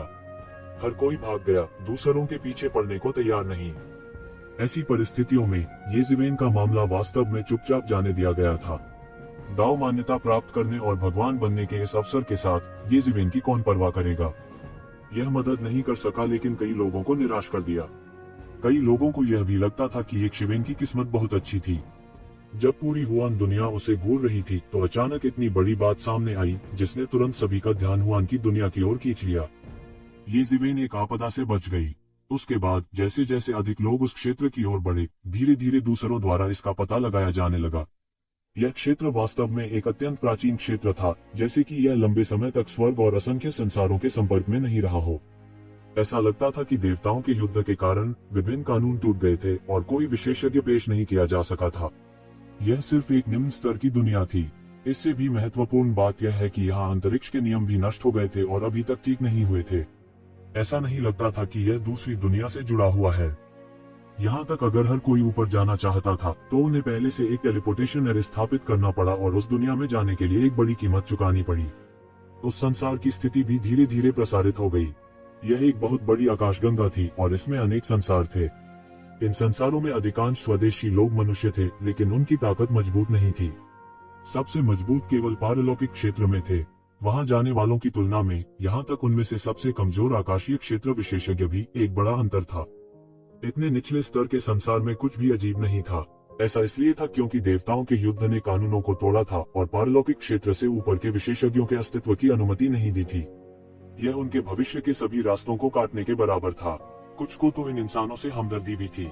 इन विशेषज्ञों ने स्वर्ग और असंख्य संसारों की यात्रा की थी। यह आश्चर्य की बात नहीं थी कि उन्होंने कम से कम 80 या 100 ऐसी छोटी दुनियाओं का सामना किया था। हालांकि यहाँ कई छोटी छोटी दुनियाएं थीं, लेकिन वे उनका लक्ष्य नहीं थे। उनका लक्ष्य केवल इस आकाशगंगा की गहराई में देवताओं की गोधूली थी, जिस स्थान पर कई देवताओं को दफनाया गया था। बहुत से लोग आए और जल्दी में चले गए, जिससे उस जगह के स्वदेशी लोगों में पूरी तरह से खलबली मच गई और झटका लगा। इतने सारे विशेषज्ञ जो स्वर्ग से उतरे देवताओं की तरह थे, उन्होंने यहाँ के मनुष्यों को पूरी तरह से चकित कर दिया था। ऐसा लगता था जैसे ये विशेषज्ञ रातों रात प्रकट हो गए हों। ये लोग बड़े और पराक्रमी थे। वे केवल देवताओं की गोधूली के बारे में कुछ बातें समझना चाहते थे। हालांकि ये मूल निवासी उनकी नजरों में नहीं थे, लेकिन लंबी विरासत वाले कई संप्रदाय थे। उनमें से कुछ के पास देवताओं की गोधूली के रिकॉर्ड थे। हालांकि उनमें से कई सुनी सुनाई बातें थीं। यह कुछ भी न जानने से कहीं बेहतर था। इन ईश्वर तुल्य विशेषज्ञों के सामने इन स्वदेशी लोगों ने विरोध करने का बिल्कुल साहस नहीं किया। उन्होंने आनन फानन में अपने पूर्वजों के प्राचीन अभिलेख चढ़ाए। इन प्राचीन पुस्तकों में खंडित अभिलेखों के माध्यम से हुआन दुनिया में सर्वशक्तिमान अंततः समझ गए कि यह एक युद्ध क्षेत्र था जहां सैकड़ों या उससे भी अधिक दानव देवताओं को दफनाया गया था। अनगिनत साल पहले ये भगवान पौराणिक स्वर्ग क्षेत्र से पीछे हट गए और मानव जाति के एक सर्वोच्च सर्वशक्तिमान द्वारा पीछा किया गया। अंत में ये सैकड़ों दैत्य देवता पूरी तरह से दब गए। भले ही इन दुनिया के मूल निवासी अलग अलग थे, लेकिन इस मामले के रिकॉर्ड अजीब तरह से सुसंगत थे। कई लोग इस वजह से हौंफने से खुद को रोक नहीं पाए। वास्तव में कौन इतना भयानक है जो एक ही सांस में 100 से अधिक शैतानी देवताओं का विनाश कर सकता है? क्या यह किंवदंती के इंपीरियल सम्राट दायरे में एक आंकड़ा हो सकता है? सभी के पास अनुमान लगाने का कोई तरीका नहीं था। आखिरकार देवता भी उनके लिए किंवदंतियां थे, एक सम्राट स्तर के अस्तित्व का उल्लेख नहीं करना जो अनगिनत देवताओं से ऊपर था। हालांकि पुष्टि मिलने के बाद सभी उत्साहित हो गए। अगर यह सच होता तो उनके पास हाथ बटाने के बहुत सारे मौके होते। इसका मूल रूप से इस दुनिया के स्वदेशी लोगों से कोई लेना देना नहीं था। आखिरकार हर किसी का लक्ष्य इस दुनिया के मूल निवासी नहीं थे। हालांकि कुछ हुआ। एक निश्चित दुष्ट आकाशीय क्षेत्र के विशेषज्ञ ने एक दुनिया का नरसंहार करने के बाद उन्होंने पाया कि इस दुनिया के प्राचीन रिकॉर्ड असाधारण थे। उनमें से कई ने सीधे देवताओं के महान दाव की ओर इशारा किया और कई अद्भुत गुप्त तकनीकें और जादू के उपकरण सील किए गए थे। कुछ समय के लिए अंधेरा उतर गया। एक व्यक्ति को जीने का लाभ मिलने के बाद हर कोई पागल हो गया। देवताओं की विरासत अभी बहुत दूर थी। हालांकि डस्क ऑफ द गॉड्स के एक सुपर बड़े युद्ध क्षेत्र का पता लगाया गया था, लेकिन इसे पूरी तरह से नहीं खोजा गया था। वास्तव में प्रगति अभी शुरू ही हुई थी। हालांकि इन लाभों को देखा और छुआ जा सकता है। वे केवल कुछ आदिवासी थे। इसमें चिंता करने की क्या बात थी? अपना दाव सिद्ध करने के लिए संसार के मनुष्यों का वध करना कुछ भी नहीं था। यद्यपि मानव जाति ब्रह्मांड में एक प्रसिद्ध जाति थी और उसके कई विशेषज्ञ थे, वह केवल स्वर्गीय क्षेत्र के मुख्यालय में थी। वे अन्य जगहों पर उतने मजबूत नहीं थे। इसके अलावा यह दुनिया इतने सालों से सीलबंद थी। जाहिर है इसका अन्य जगहों से कोई संबंध नहीं था। यहाँ कोई शक्तिशाली अस्तित्व नहीं होगा। पुराने राक्षसों की तो बात ही छोड़िए। पूरे ब्रह्मांड के लिए यह केवल अराजकता की शुरुआत थी। विशेषज्ञ जो मूल रूप से उच्च और शक्तिशाली थे लेकिन मिलनसार थे, सज्जनता के अपने मुखौटे उतार दिए। एक के बाद एक दुनिया ब्रह्मांड में पिस रही थी। हालांकि स्थानीय मूल निवासियों के पास वापस लड़ने के लिए कुछ गुप्त बल भी थे और यहाँ तक कि कुछ प्रोफाउंड रियल्म विशेषज्ञ भी गिर गए थे। इन विशेषज्ञों के सामने जो टिड्डियों के झुंड की तरह अनगिनत दुनिया से आए थे, भले ही वे एक लहर को रोक सकते थे, वे नहीं कर सकते थे दूसरों को ब्लॉक न करें। इसके अलावा इविल डव और घोस्ट डव के कुछ विशेषज्ञों को मिलाया गया था, जो खुद को मजबूत करने के लिए मानव जाति के सार को आत्मसात करने के लिए परेशानी पैदा कर रहे थे और बेरहमी से कत्लेआम कर रहे थे। हाहाकार और हाहाकार से सारा ब्रह्मांड भर गया। पूरा ब्रह्मांड अराजकता में था। गड़गड़ाहट। ब्रह्मांड में एक तैरता हुआ शहर सीधे एक विशाल पैर से टुकड़ों में रौंद दिया गया था। पूरे शहर में अनगिनत मौतें और चोटें आईं।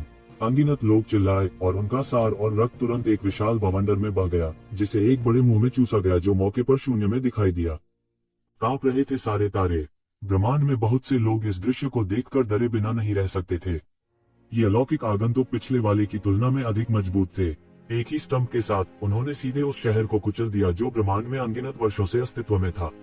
शहर पर स्थापित किया गया गठन एक भी झटका नहीं झेल सका और सीधे कुचल दिया गया। हे स्वर्ग, हे पृथ्वी, हमने क्या गलत किया है? हमने इन शैतानों को क्यों आकर्षित किया? सब पागल हो रहे थे। शून्य के भीतर एक आकृति स्पष्ट रूप से सबके सामने प्रकट हुई। यह एक लंबा आंकड़ा था और यह एक इंसान नहीं था। इसके बजाय यह एक ऐसी दौड़ थी जिसे उन्होंने पहले कभी नहीं देखा था। उसके चेहरे पर एक द्वेषपूर्ण मुस्कान के साथ उसका मुंह खुला हुआ था, जिससे उस तरह जैसे नुकीले दांतों से भरा मुंह दिखाई दे रहा था। इस लंबे शरीर ने उन लाखों जीवों की परवाह नहीं की जो एक ही ठोकर से धूल में बदल गए थे। यद्यपि गुणवत्ता थोड़ी खराब है, सौभाग्य से यहाँ मानव जाति सघन रूप से भरी हुई है, इसलिए अधिक खाने से चोट नहीं लगती है। यह गहन मृत्यु अवस्था के चरम पर एक अस्तित्व था और अत्यंत भयावह था। यहाँ के मनुष्यों के लिए वह मूल रूप से एक अजेय अस्तित्व था। धिक्कार है, जानवर। एक सिलहूट शून्य से उभरा और विशाल सिलहूट की ओर बढ़ा। यह एक मानव विशेषज्ञ था। इस समय हर कोई एकजुट हो गया क्योंकि वे जानते थे कि ये अलौकिक आगंतुक शैतानों का एक समूह थे। वे उनमें से किसी को जाने नहीं देंगे। आप अपने आप को कम आंकते हैं। इस लंबे कद के व्यक्ति को किसी बात की बिल्कुल भी परवाह नहीं थी। उन्होंने सीधे एक थप्पड़ ओवर भेजा। इस थप्पड़ से इस देशी विशेषज्ञ को सीधे थप्पड़ पड़ा, जिससे वह फट गया। रक्त धुंध के बादल में बदल गया, जिसे आकृति ने अवशोषित कर लिया था। लंबी आकृति ने तैरते हुए शहर को देखा जो पहले ही मौत की भूमि में बदल चुका था। तुरंत उन्होंने रुचि खो दी और अन्य क्षेत्रों में चले गए। स्वोश, तलवार की चमक सभी दिशाओं में फैल गई और विस्फोट हो गया। सुनहरी तलवार की चमक आसमान में छा गई। लंबे कद के पास प्रतिक्रिया करने का समय भी नहीं था और वह मौके पर ही टुकड़ों में कट गया। मर गया, मर गया। वह शैतान मर चुका है। क्या, कितनी शक्तिशाली तलवार आभा है। आकाश को भी 2 भागों में काट दिया गया है। इतना शक्तिशाली, इतना भयानक। दूरी में मानव जाति के कुछ विशेषज्ञ इस दृश्य को स्तब्ध होकर देख रहे थे, जैसे कि वे इस पर बिल्कुल विश्वास नहीं कर रहे थे। उनके लिए दुश्मन एक देवता की तरह था जिसे वे हरा नहीं सकते थे, लेकिन वह तलवार के एक ही वार से मारा गया। ऐसी ताकत भयानक रूप से मजबूत थी। लेकिन मुझे ऐसा क्यों लगता है कि यह तलवार की चमक कुछ परिचित है, जैसे मैंने इसे पहले देखा है। यह असंभव है। हमारे विश्व के कानूनों को तोड़ दिया गया है और आगे का रास्ता काट दिया गया है। इस दुनिया में प्रकट होने वाले उत्कृष्ट दायरे के विशेषज्ञ से ज्यादा मजबूत कोई नहीं होगा। वे सभी अलौकिक दुनिया से आए थे। उनसे हमारी तुलना कतई नहीं की जा सकती। यहाँ तक अगर कोई उन्हें मार सकता है तो वह हम नहीं होंगे। इसके अलावा यह पूरे ब्रह्मांड में एक छोटा युद्ध क्षेत्र मात्र था। इस बार यह अज्ञात था कि विभिन्न दुनिया के कितने शीर्ष विशेषज्ञ एक ही बार में प्रवेश कर गए थे। यहाँ तक अगर उनमें से केवल एक छोटा सा हिस्सा भी इसमें शामिल होता है, तब भी यह ब्रह्मांड में पूरी मानव जाति के लिए एक आपदा होगी। पूरा ब्रह्मांड अनगिनत लोगों से भरा हुआ था। यह बहुत दुखद था। लाशें हर जगह थीं। उनमें से कई के पास तो उनकी हड्डियां भी नहीं बची थीं। ब्रह्मांड के केवल खंडहर ही बचे थे। इन आगंतुकों के पागल हमलों का सामना करते हुए स्थानीय मूल निवासियों ने भी अपने ट्रम्प कार्ड का इस्तेमाल किया। कुछ विधियां जो प्राचीन काल से चली आ रही थीं और कुछ विधियां जिनका पहले कभी उपयोग नहीं किया गया था, उन्हें हटा दिया गया था। कुछ समय के लिए वे वास्तव में इन आगंतुकों को बहुत नुकसान पहुंचाने में सफल रहे। हालांकि इन चोटों ने इन आगंतुकों को शांत नहीं किया जो उन्माद में पड़ गए थे। इसके बजाय वे और भी उन्मादी हो गए। यह ऐसा था मानो उन्हें अपने अनुमान की पुष्टि मिल गई हो। इस ब्रह्मांड में वास्तव में कई प्राचीन धरोहरें थी, विरासतें जो इन आगंतुकों को दीवाना बनाने के लिए पर्याप्त थी। ब्रह्मांड में एक हरे रंग की आकृति तैर रही थी। उसके सामने दुनिया के टुकड़े थे। इन शक्तिशाली विशेषज्ञों के अचानक हमले के तहत पूरी दुनिया लड़ी जा रही थी और टुकड़े टुकड़े हो रही थी। भले ही उन्होंने प्राचीन अभिलेखों को सौंप दिया हो, यह बेकार था। ये अलौकिक आगंतुक प्राचीन अभिलेखों पर लड़ रहे थे। पूरी दुनिया ढह गई थी और अनगिनत लोग मारे गए थे। जमीन पर अनगिनत लोग चीख रहे थे और विलाप कर रहे थे। वे अपने मृत रिश्तेदारों के पास घुटने टेक कर बेबस होकर रोए। हालांकि ऐसा कुछ नहीं था जो वे कर सकते थे। मास्टर, मास्टर, जागो। पिताजी, आप ऐसे कैसे जा सकते हैं? यह दुखद था। यह बहुत दुखद था। सौभाग्य से कोई भी पारलौकिक विशेषज्ञ दुष्ट पद से नहीं थे, नहीं तो वे भोजन के रूप में खाए जाते। हरी आकृति चुप थी। उसके सामने की दुनिया अभी भी उसके दिमाग में ज्वलंत थी। यूं हुआ सीमा, दुनिया के अधिपतियों में से एक जो कभी इस ब्रह्मांड पर हावी था। अब केवल खंडहर ही शेष रह गए थे। यह सुनसान था। भले ही उसने अतीत में यूं हुआ बाउंड्री को बेरहमी से दंडित किया था, लेकिन उसे उम्मीद नहीं थी कि एक दिन यूं हुआ बाउंड्री का अंत इस तरह होगा। हे, कितनी बड़ी दुनिया है। मुझे डर है कि यहाँ 10 अरब लोग हैं। इस समय शून्य में पहले से ही कुछ अत्याचारी व्यक्ति मौजूद थे। वे सभी इस टूटी हुई दुनिया को क्रूर आंखों से देख रहे थे। यद्यपि उनमें से अधिकांश युद्ध के बाद पहले ही मर चुके थे, शेष लोग और इस दुनिया के विभिन्न राक्षसी जानवर सार और रक्त की अंतहीन मात्रा का प्रतिनिधित्व करते थे। मैं, पूर्वज, इस दुनिया के लिए एक कल्पना ले लिया है। मेरे साथ मत लड़ो, अन्यथा मुझे असभ्य होने का दोष मत दो। दफा हो जाओ। तुमने यहाँ रास्ते में लाखों लोगों को अपने में समा लिया है। अब तुम भी हमसे लड़ने की हिम्मत करते हो। इन दैत्यों और दैत्यों के नेत्र चमक रहे थे। उन्होंने यह भी देखा कि वे धन के लिए मौके पर ही गिर पड़ने वाले थे। पूरी दुनिया के टुकड़े में अनगिनत लोग कांप रहे थे। इन क्रूर लोगों के सामने उनमें वापस लड़ने की ताकत भी नहीं थी। उनमें से सबसे मजबूत भी इन लोगों के एक भी वार का सामना नहीं कर सका। वे बिल्कुल समान स्तर पर नहीं थे। इसे भूल जाओ। जो चाहे वह इसे प्राप्त कर सकता है। आप कितना प्राप्त कर सकते हैं यह आपकी अपनी क्षमता पर निर्भर करेगा। एक आकृति अजीब तरह से हंसी और अंदर चली गई। किसी भी शक्तिशाली ताकतों के संरक्षण के बिना ऐसा आदिम क्षेत्र खोजना आसान नहीं था। यह ज्ञात होना चाहिए कि असंख्य स्वर्ग और असंख्य संसार शक्तिशाली बलों द्वारा संरक्षित थे। बहुत से लोगों की सुरक्षा के बिना ऐसी लगभग मालिक विहीन जगह ढूंढना कोई आसान काम नहीं था। अगर वे जुबान की दुनिया में इस तरह मारने की हिम्मत करते हैं, तो जल्द ही उन्हें अनगिनत लोगों द्वारा घेर लिया जाएगा। वे कितने भी मजबूत क्यों न हो, यह बेकार होगा। हालांकि जैसे ही उस व्यक्ति की आवाज गिरी, शून्य में एक तलवार की रोशनी चमक उठी। यह सैकड़ों फीट लंबा होने तक लंबा और लंबा होता गया। स्वोश, तलवार की रोशनी की यह किरण आसमान से नीचे गिरी और सीधे नीचे गिर गई। आकृति तुरंत डर के मारे पीली पड़ गई। उसने चकमा देने की कोशिश की, लेकिन वह कुछ नहीं कर सका। उसकी मौके पर ही मौत हो गई और मौके पर ही उसके टुकड़े टुकड़े हो गए। कौन है भाई, कौन है भाई? दुष्ट पद के पितृपुरुषों ने गर्जना की और अपनी आध्यात्मिक चेतना को सभी दिशाओं में बहा दिया, मानो वे उस व्यक्ति को ढूंढना चाहते थे जिसने गुप्त रूप से उन पर हमला किया था। वह व्यक्ति जो आपका जीवन चाहता है। तलवार की रोशनी ने उस ठंडी और भावहीन आवाज से अंधेरे ब्रह्मांड को रोशन कर दिया। इस समय इन राक्षसों और राक्षसों ने अंत में स्पष्ट रूप से हरे रंग की आकृति को शून्य में खड़ा देखा। यह ब्रह्मांड में मृत्यु के देवता की तरह एक उदासीन अभिव्यक्ति वाला एक सुंदर युवक था। तुम ये हो? किसी ने युवक की पहचान ली और तुरंत अविश्वास में अपनी आंखें चौड़ी कर लीं। उसे नहीं पता था कि चीजें इस तरह कैसे हो गईं। क्या ये जीवेन को स्वर्ग बंजर भूमि महल और दिव्य मिलन से छिपना नहीं चाहिए? वह अभी भी प्रकट होने का साहस कैसे कर सकता है, और यहाँ भी कम नहीं है। हालांकि इससे पहले कि वह युवक का पूरा नाम बता पाता, तलवार की रोशनी की एक किरण उसके शरीर में पहले ही गिर चुकी थी। तेज धमाके के साथ उसका शरीर फट गया। ये शक्तिशाली गहरा मृत्यु चरण अस्तित्व, एक दुनिया के कुलपति तलवार प्रकाश की इस किरण के लिए बस कोई मुकाबला नहीं थे। उन सभी में एक के बाद एक विस्फोट हुए। वह वास्तव में असामान्य है। सबके मन में यही आखिरी विचार था। वह अफवाह पूरी तरह झूठी नहीं थी। यह कहा जाना चाहिए कि इसका एक बड़ा हिस्सा सच था। इन लोगों को मारने के बाद युवक ने इस टूटी हुई दुनिया में एक गठन स्थापित किया और जल्दी ही ब्रह्मांड में गायब हो गया। पूरा ब्रह्मांड चीख और विलाप से भर गया था। इन अलौकिक आगंतुकों के प्रकट होने से ऐसा प्रतीत होता था कि पूरा ब्रह्मांड नरक में गिर गया है। इस समय एक विशाल दुनिया की प्राचीन सड़क पर दो अजीब आकृतियां धीरे धीरे सड़क पर चल रही थीं। उनमें से एक इंसान जैसा नहीं लग रहा था। इसके बजाय यह एक बेहद पतला बूढ़ा आदमी था। वह माचिस की तरह पतला था, जैसे उसकी पलकें न हों। उसकी सुर्ख लाल आंखें सबसे भयानक लाल लालटेन की तरह थीं। दूसरा एक मकड़ी का राक्षस था जो बूढ़े व्यक्ति की कमर तक भी नहीं पहुंचा था। वह जमीन पर रेंग रहा था और उसके 6 पंजे आगे बढ़ रहे थे। रास्ते में यह आगे और आगे की यात्रा की। हर जगह वह चला गया, सब कुछ का सार नष्ट हो गया और पेड़ सूख गए। जैसे ही कुछ लोग इसके पास से गुजरे, उन्होंने महसूस किया कि उनके शरीर में ऐंठन हो रही है, और जल्द ही वे सूखी लाशों में बदल गए। उनका सारा रस और खून सूख गया था। इन दो लोगों का गंतव्य ट्रू मार्शल स्कूल था, जो 1000 मील से भी कम दूरी पर था।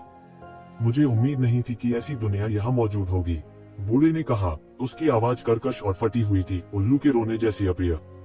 हाँ, किसी को भी उम्मीद नहीं थी कि देवता का युद्ध क्षेत्र कुछ ही दूरी पर होगा। इन संसारों में मानव वंश की विरासत इस देवता के युद्ध क्षेत्र से संबंधित होनी चाहिए। 6 पैरों वाला मकड़ी का राक्षस एक अजीब हंसी के साथ बोला, चलो जल्दी करो, नहीं तो उन बूढ़ों ने चाल चली तो हमें कुछ नहीं मिलेगा। दुबले पतले बूढ़े ने कहा, उन्हें देवता की समाधि छीन लेने दो, हम सीधे देवता की विरासत प्राप्त करेंगे। यहाँ के मूल निवासी नहीं जानते कि वे खजाने के पहाड़ पर बैठे हैं। वे यहाँ के कानूनों से प्रभावित हैं और कभी भी सक्षम नहीं होंगे पारलौकिक क्षेत्र से बाहर निकलने के लिए। हालांकि हम अलग हैं। हमारे हाथों में इन विरासतों के साथ हम एक देवता बना सकते हैं। हे, तुम सही हो। वे दोनों धीरे धीरे चले। हालांकि वे धीरे धीरे चलते हुए लग रहे थे, लेकिन वे वास्तव में बहुत तेजी से आगे बढ़ रहे थे। 1000 मील का फासला एक पल भी नहीं लगा। रास्ते में पहले से ही सूखी लाशें पड़ी थीं। यह नरक की ओर जाने वाली सड़क की तरह था। यह भयानक और भयावह था। तुम कौन हो? ट्रू मार्शल स्कूल से संपर्क करने की तुम्हारी हिम्मत कैसे हुई? आसमान से एक जोर की चीख सुनाई दी। पूरा true marshal school high alert पर था। बाहरी डोमेन से खबर पहले ही फैल चुकी थी। कई अलौकिक आगंतुक बेतहाशा वध कर रहे थे। ट्रू मार्शल स्कूल के लोगों ने भी आराम करने की हिम्मत नहीं की। वे पहले से ही सतर्क हो गए थे। इसके अलावा उन दोनों ने खुद को छुपाया नहीं, इसलिए उन्हें तुरंत खोजा गया। जैसे ही उनकी आवाज फीकी पड़ी, कई युवा शिष्य शून्य से उड़ गए। वे सभी 7 स्तर के शिष्य थे। उनके प्रश्न पूछने की प्रतीक्षा किए बिना उन्होंने देखा कि 6 पैरों वाला मकड़ी का राक्षस सीधे अपना मुंह खोलता है और मकड़ी के रेशम को थूक देता है। यह तुरंत मध्य हवा में एक बड़े जाल में बदल गया और ट्रू मार्शल विश्वविद्यालय के सभी शिष्यों को इसमें फंसा लिया। ये युवक डर के मारे पीले पड़ गए।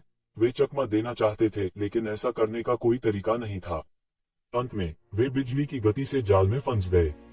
उसके बाद उन्हें 6 पैरों वाले मकड़ी के राक्षस द्वारा घसीटा और निगल लिया गया। अंत में आपके पास अभी भी थोड़ी साधना बाकी है। स्वाद उन सामान्य लोगों की तुलना में बहुत बेहतर है। 6 पैरों वाला मकड़ी का राक्षस अजीब तरह से चिल्लाया। यह भयानक और भयानक था। दुबले पतले बूढ़े ने आसमान की ओर देखा और कहा, कष्टप्रद छोटे कीड़े आ रहे हैं। जैसे ही उन्होंने बोलना समाप्त किया, उनके चारों ओर कई शक्तिशाली शक्तियां प्रकट हुई। उनमें से सबसे कमजोर लीजेंडरी पीक पर एक भयानक अस्तित्व था। उनमें से कई सेज रियलम पावर हाउस और एक great sage realm power house भी थे। ये सभी ट्रू मार्शल स्कूल के पावर हाउस थे जिन्हें इस क्षेत्र की रक्षा के लिए व्यवस्थित किया गया था। तुम कौन हो? महान साधु नेता ने इन दोनों आकृतियों को भद्दे भाव से देखा।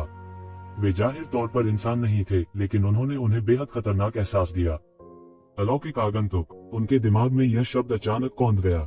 इन दो लोगों के अलौकिक आगंतुक होने की संभावना थी जिन्होंने हाल ही में हंगामा किया था।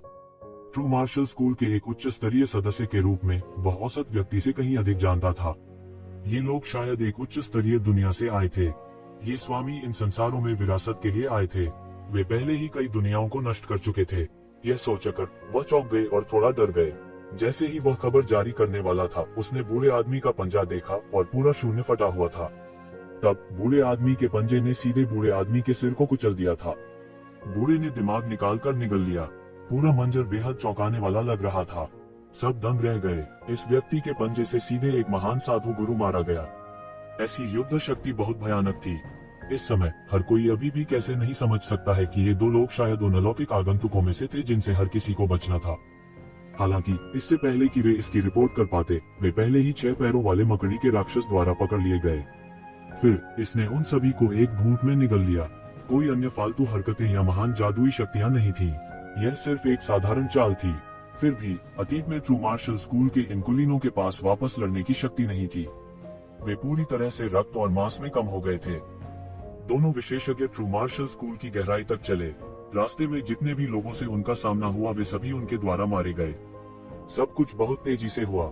सभी के पास खबर फैलाने का समय भी नहीं था और वे पहले ही मारे जा चुके थे। वे उनके लिए बिल्कुल भी मैच नहीं थे। इसलिए उन्होंने खोजे जाने से पहले ट्रू मार्शल स्कूल की गहराई तक मार डाला। पूरे स्कूल में अखाड़ा पूरी तरह से सक्रिय हो गया था। सभी प्रकार की दिव्य ज्योतियां जगमगा उठी और चारों ओर से स्वामी भी दौड़ पड़े।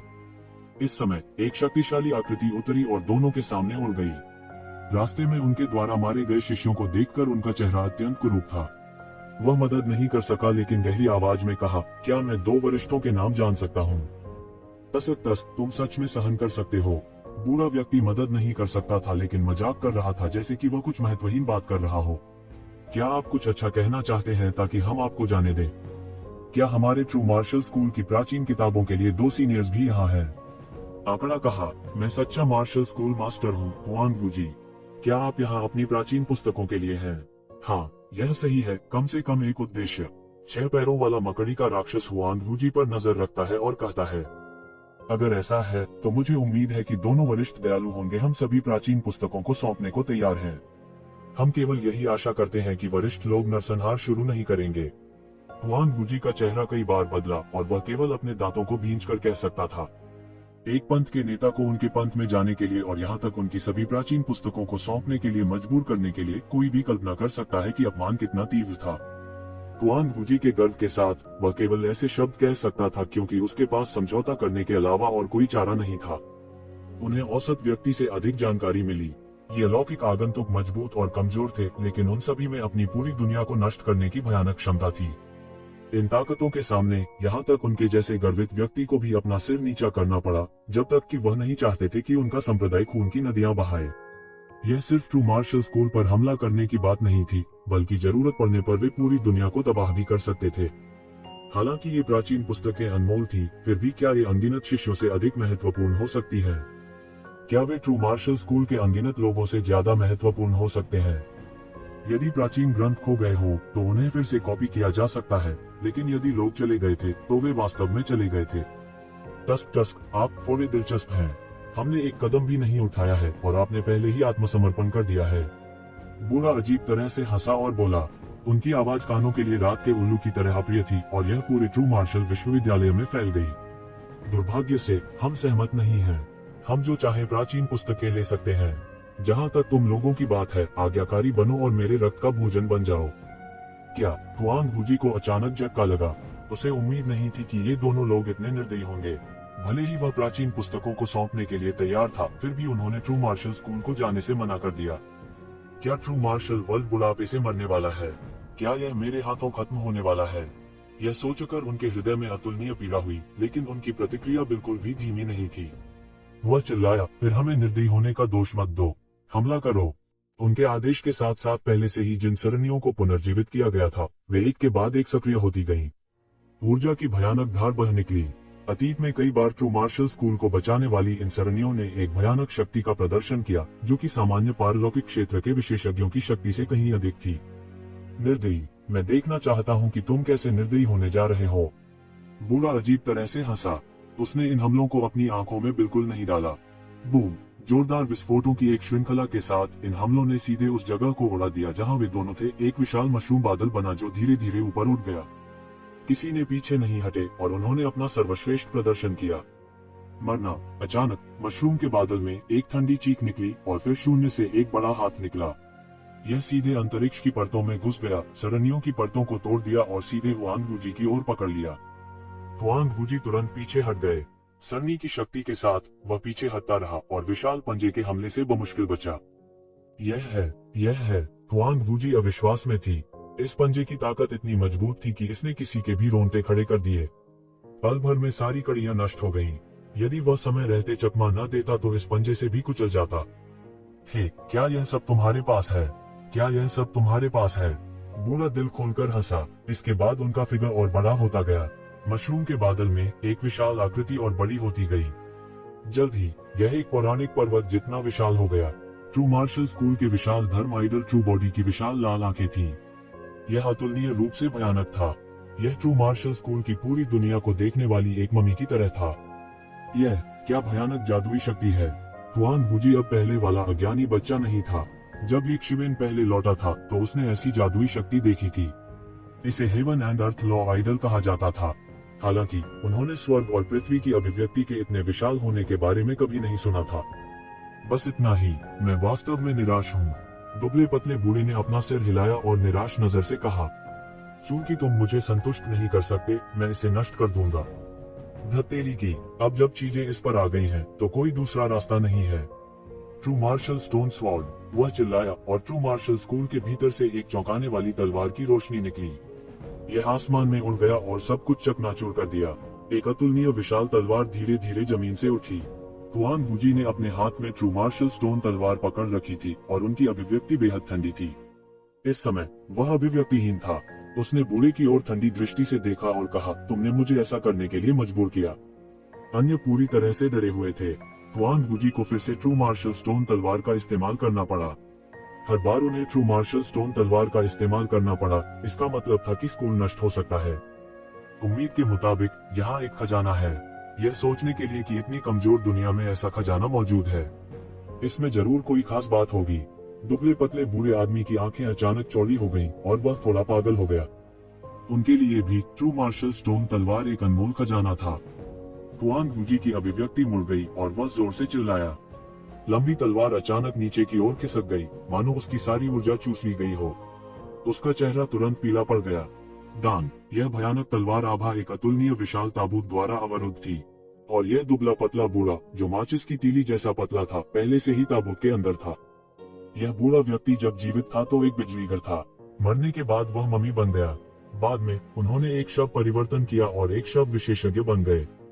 यहाँ तक उसने उस ताबूत को भी परिष्कृत कर दिया था जिसमें उसका अपना शरीर एक जादू के खजाने में था। इसमें आक्रामक और रक्षात्मक दोनों क्षमताएं थी और यह बेहद प्रभावशाली थी। हे, यदि आप इस तलवार को परिष्कृत करते तो आप मुझे गंभीर रूप से घायल करने में सक्षम हो सकते थे। हालांकि आप केवल एक पारलौकिक क्षेत्र हैं। आप अभी भी मुझे घायल करने में सक्षम होने से बहुत दूर हैं। वह ठंडी हंसी। फिर अचानक उसके हाथ में एक अतुलनीय विशाल ताबूत दिखाई दिया। बूम! इस ताबूत ने क्षितिज को चकनाचूर कर दिया और फिर जबरदस्ती सब कुछ चकनाचूर कर दिया क्योंकि यह हुआंग वूजी की ओर बेरहमी से टूटा। अच्छा नहीं है। हुआंग वूजी तुरंत घबरा गए और अपने हाथ में ट्रू मार्शल स्टोन तलवार लेकर आगे बढ़ गए। बजना, धातु के टकराने की एक और गगनभेदी आवाज थी। ट्रू मार्शल स्टोन तलवार और विशाल ताबूत हवा में हिंसक रूप से टकरा गए। एक भयानक शॉकवेव बह गई और सब कुछ नष्ट कर दिया। धिक्कार है, वह इतना मजबूत कैसे हो सकता है? हुआंग वूजी दहाड़ा। जैसे ही उसकी बाहों की नसें बाहर निकली, उसका चेहरा विकृत हो गया। उसने एक भयानक ऊर्जा महसूस की जो आकाश और पृथ्वी को हिलाकर उसकी बाहों और उसके शरीर में प्रवेश कर सकती थी। भले ही उसने अधिकांश बल को कम करने के लिए ट्रू मार्शल स्टोन तलवार का इस्तेमाल किया था, फिर भी यह भयानक था। डैंग डैंग, वह पीछे हटता रहा, शून्यता को चकनाचूर करता रहा, लेकिन फिर भी वह उस भयानक शक्ति से छुटकारा नहीं पा सका। टकराना। उसके हाथ में ट्रू मार्शल स्टोन तलवार तुरंत उड़ गई और पहाड़ को टुकड़ों में चकनाचूर करते हुए एक पहाड़ में जा घुसी। उसका पूरा हाथ वास्तव में मौके पर ही फट गया। ताजा खून बिखर गया। हुआन वूजी ने दबी हुई कराह निकाली और उसका चेहरा बेहद पीला पड़ गया। उसकी आंखें निराशा से भर गईं। उन्होंने सिर्फ मारपीट की थी, एक चाल, बस एक चाल। दूसरे लोग व्यक्तिगत रूप से नहीं लड़े, लेकिन उसने किया। उसे गंभीर रूप से घायल करने के लिए बस एक चाल ही काफी थी। ट्रू मार्शल स्टोन तलवार उड़ गई और उसका पूरा हाथ उड़ गया। उसके अलावा और कोई नहीं जानता था कि यह कितना भयानक था। अतुलनीय रूप से विशाल वृद्ध व्यक्ति के धर्म रूप ने हुआन वूजी की ओर देखा तक नहीं। इसके बजाय वह अपने चेहरे पर एक लालची नजर के साथ कदम दर कदम ट्रू मार्शल स्टोन तलवार की ओर चला। इतना कीमती खजाना आखिरकार उसके हाथ लगने वाला था। बूम बूम बूम, गगनभेदी विस्फोटों की आवाज सुनी जा सकती थी। बूढ़े आदमी ने जो भी कदम उठाया वह जमीन पर एक बड़ी छाप छोड़ गया। अरे नहीं, यह आदमी वास्तव में ट्रू मार्शल स्टोन तलवार की ओर बढ़ रहा है। हुआन वूजी तुरंत भयभीत हो गया। इस समय ट्रू मार्शल स्टोन तलवार उनका अंतिम जीवन रक्षक उपाय था। इसके अलावा उनके पास इन अलौकिक आगंतुकों से लड़ने का कोई अन्य साधन नहीं था। ट्रू मार्शल स्टोन तलवार के बिना वे केवल बैठकर मृत्यु की प्रतीक्षा कर सकते थे। यह सोचते हुए वह और अधिक देर तक नहीं बैठ सका। उसने जल्दी से एक बड़ा कदम आगे बढ़ाया और ट्रू मार्शल स्टोन तलवार की ओर उड़ गया। स्क्रैम, बूढ़े आदमी ने ठंडेपन से कहा और हुआन वूजी को एक थप्पड़ मारकर उड़ते हुए भेज दिया। हुआन वूजी तोप के गोले की तरह था, उल्का की तरह उड़ रहा था। उसे लगा कि उसका पूरा शरीर बिखरने वाला है। ट्रू मार्शल स्टोन तलवार के बफर के बिना वह विशाल शक्ति तुरंत उसके शरीर में आ गई। यह तथ्य कि उसने मौके पर विस्फोट नहीं किया पहले से ही इस बात का प्रमाण था कि उसका भौतिक शरीर असाधारण था। इसके अलावा बूढ़े व्यक्ति का उसके साथ गंभीरता से व्यवहार करने का कोई इरादा नहीं था। उसके मुंह के कोने पर एक कड़वी मुस्कान उभर आई। उनके पूर्वजों द्वारा स्थापित नींव अनगिनत परीक्षणों और क्लेशों से गुजरी थी और अंत में उन्हें सौंपी गई थी। क्या यह आज उसके हाथों समाप्त होने वाला था? वह बहुत स्पष्ट था कि भले ही उसके पास ट्रू मार्शल स्टोन तलवार हो, फिर भी वह इस बूढ़े व्यक्ति के लिए कोई मुकाबला नहीं था। वास्तव में ट्रू मार्शल स्कूल ने पहले ही आत्मसमर्पण कर दिया था। अब विरोध करने का कोई मतलब नहीं था। इतना भयानक राक्षस कैसे हो सकता है? वे राक्षस भी इतने भयानक नहीं थे। हालांकि इसकी तुलना ट्रू मार्शल स्कूल में दिखाई देने वाली भयानक दानव छाया से नहीं की जा सकती थी, फिर भी यह उसकी समझ से बहुत परे था। वास्तव में यह लिटिल जूनियर ब्रदर से भी ज्यादा मजबूत था। उसके दिमाग में एक हरे रंग का सिलहूट कौंध गया। वह जिद्दी सिलहूट एक असली अजगर की तरह आसमान में उड़ गया। उसे कोई रोक नहीं सकता था। उन्हें केवल इस बात की खुशी थी कि ट्रू मार्शल स्कूल में अभी भी लिटिल जूनियर ब्रदर जैसी विरासत थी। जब तक लिटिल जूनियर ब्रदर मरा नहीं था, ट्रू मार्शल स्कूल भविष्य में फिर से उठने में सक्षम हो सकता है। हालांकि वह शायद अब वह दिन नहीं देख पाएगा। जब उसने इस बारे में सोचा तो वह असामान्य रूप से कड़वा महसूस किए बिना नहीं रह सका। अचानक उसने देखा कि एक हरी आकृति उधर से गुजर रही है। वह असंभव है, मैंने गलत देखा होगा। उसे खुद इस पर विश्वास नहीं हो रहा था। हालांकि इस समय वह एक पहाड़ से टकरा गया और एक बड़ा छेद बना दिया। तभी वह बमुश्किल रुकने का प्रबंधन कर पाया। उसने जल्दी से अपनी चोटों पर ध्यान नहीं दिया और खुद को उड़ने के लिए मजबूर कर दिया। हालांकि जैसे ही बूढ़ा व्यक्ति ट्रू मार्शल स्टोन तलवार के संपर्क में आने वाला था, एक चौंकाने वाली तलवार की रोशनी अचानक आसमान से उतरी और शून्य में घुस गई। बजना, यह तलवार आकाश में उड़ते हुए अमर की तरह चुभ गई। इसने सब कुछ रोशन कर दिया। यह इतना चकाचौंध था कि लोग अपनी आंखें नहीं खोल सके। यह बेहद भयानक था। जहां तक जा सकती थी, शून्य टुकड़े टुकड़े बिखर रहा था और अंतरिक्ष के अनगिनत टुकड़े सीधे राख में बदल गए थे। महत्वपूर्ण क्षण में बूढ़े ने अपना पंजा जैसा हाथ वापस ले लिया और फिर वह आकाश में दहाड़ा। कौन हिम्मत करता है कि मुरझाए हुए पूर्वज को कुछ करने से रोक सके? मुरझाए लाश पूर्वज, आज मैं तुम्हें लाश में बदल दूंगा। ठंडी खर्राटे के साथ एक आकृति शून्य से आई और सबके सामने प्रकट हुई। ट्रू मार्शल स्कूल के सभी लोग उस सर्वोच्च व्यक्ति को फिर से देखकर निराशा में थे। वह हरा लबादा शून्य में फड़फड़ा रहा था। सब थोड़े सहमे हुए थे। कुछ को यह भी संदेह था कि वे सपना देख रहे थे। यह कैसे संभव हो सकता है? वह आकृति इस समय यहाँ कैसे प्रकट हो सकती है? यह असंभव था। हर कोई जानता था कि वह व्यक्ति स्पष्ट रूप से दूसरी दुनिया में प्रवेश कर चुका है। वह यहाँ कैसे प्रकट हो सकता है? हालांकि जब उन्होंने करीब से देखा तो ये शिवेन के अलावा और कौन हो सकता है? यह वास्तव में वहाँ खड़ा था जिसके बारे में हर कोई बात कर रहा था। हालांकि ट्रू मार्शल स्कूल के कई जूनियर्स ने इसे अपनी आंखों से नहीं देखा, लेकिन उन्होंने अपने सीनियर्स से इसके बारे में सुना था। वह एक शाश्वत और महान अस्तित्व था। जब भी ट्रू मार्शल स्कूल संकट में होता, वह हमेशा प्रकट होता। इस बार वह फिर सामने आए थे। मित्र, यदि आप इस दुनिया को विभाजित करना चाहते हैं तो हम आपको एक हिस्सा दे सकते हैं, हालांकि यदि नहीं तो हमें असभ्य होने का दोष न दें। मुरझाई हुई लाश के पूर्वज ने ठंडेपन से कहा। उसकी आंखें हत्या के इरादे से भरी हुई थीं। उसकी रक्त लाल पुतलियां जो लालटेन की तरह थीं असाधारण रूप से भयानक लग रही थीं। विभाजन, क्या तुम्हें लगता है कि तुम योग्य हो? येज़ेबेल ने हल्के से कहा। उसने अपने दिल में राहत की सांस ली। इस महत्वपूर्ण क्षण में वह आखिरकार वापस आ गया था। दोस्त, बहुत दूर मत जाओ। मुरझाई लाश पितृसत्ता की अभिव्यक्ति ठंडी और ठंडी हो गई क्योंकि स्वर्ण देवत्व उसके ऊपर फैल गया। वह एक भयानक गॉडमिथ था, कोई ऐसा व्यक्ति जो प्रोफाउंड वर्ल्ड में भी उस प्रकार का व्यक्ति होगा जो बादलों को उलट सकता है और हाथ के फड़कने से बरस सकता है। अगर उस तलवार की अद्भुत शक्ति नहीं होती तो उसने येज़ेबेल को कोई चेहरा नहीं दिया होता। बहुत दूर, क्या उनकी तुलना आपसे की जा सकती है? ऐसा लगता है कि आपने रास्ते में बहुत कुछ मार डाला है। येज़ेबेल का स्वर ठंडा और ठंडा हो गया। दोस्त, क्या आप इन चींटियों की बात कर रहे हैं? हा, क्या आप इन चींटियों को अपनी ताकत दिखाना चाहते हैं? क्या आप नहीं जानते कि हमारे लिए दाव की पुष्टि से ज्यादा महत्वपूर्ण कुछ नहीं है? इस दुनिया में देवताओं की विरासत और दाव की पुष्टि करने का रहस्य है। मुझे मत बताओ तुम यह नहीं चाहते हो। मुरझाया हुआ पूर्वज अभी भी येज़ेबेल को लुभाने की कोशिश कर रहा था। तुम मौत को दावत दे रहे हो। येज़ेबेल ने ठंडे शब्दों में इन शब्दों को उगल दिया। आप नहीं जानते कि आपके लिए क्या अच्छा है। मैंने तुम्हें एक मौका दिया क्योंकि मैं तुम्हारे बारे में बहुत सोचता हूँ। तुम्हारी हिम्मत कैसे हुई इसकी सराहना नहीं करने की? अच्छी बात है, मुझे तुम्हें चूसते हुए देखो और तुम्हें एक मम्मी में बदल दो। तब तुम मेरे गौरवशाली संग्रह बन जाओगे। हा। मुरझाई हुई लाश का पूर्वज भयावह रूप से हंसा। मरना, उसने आखिरकार गुस्से में हमला कर दिया।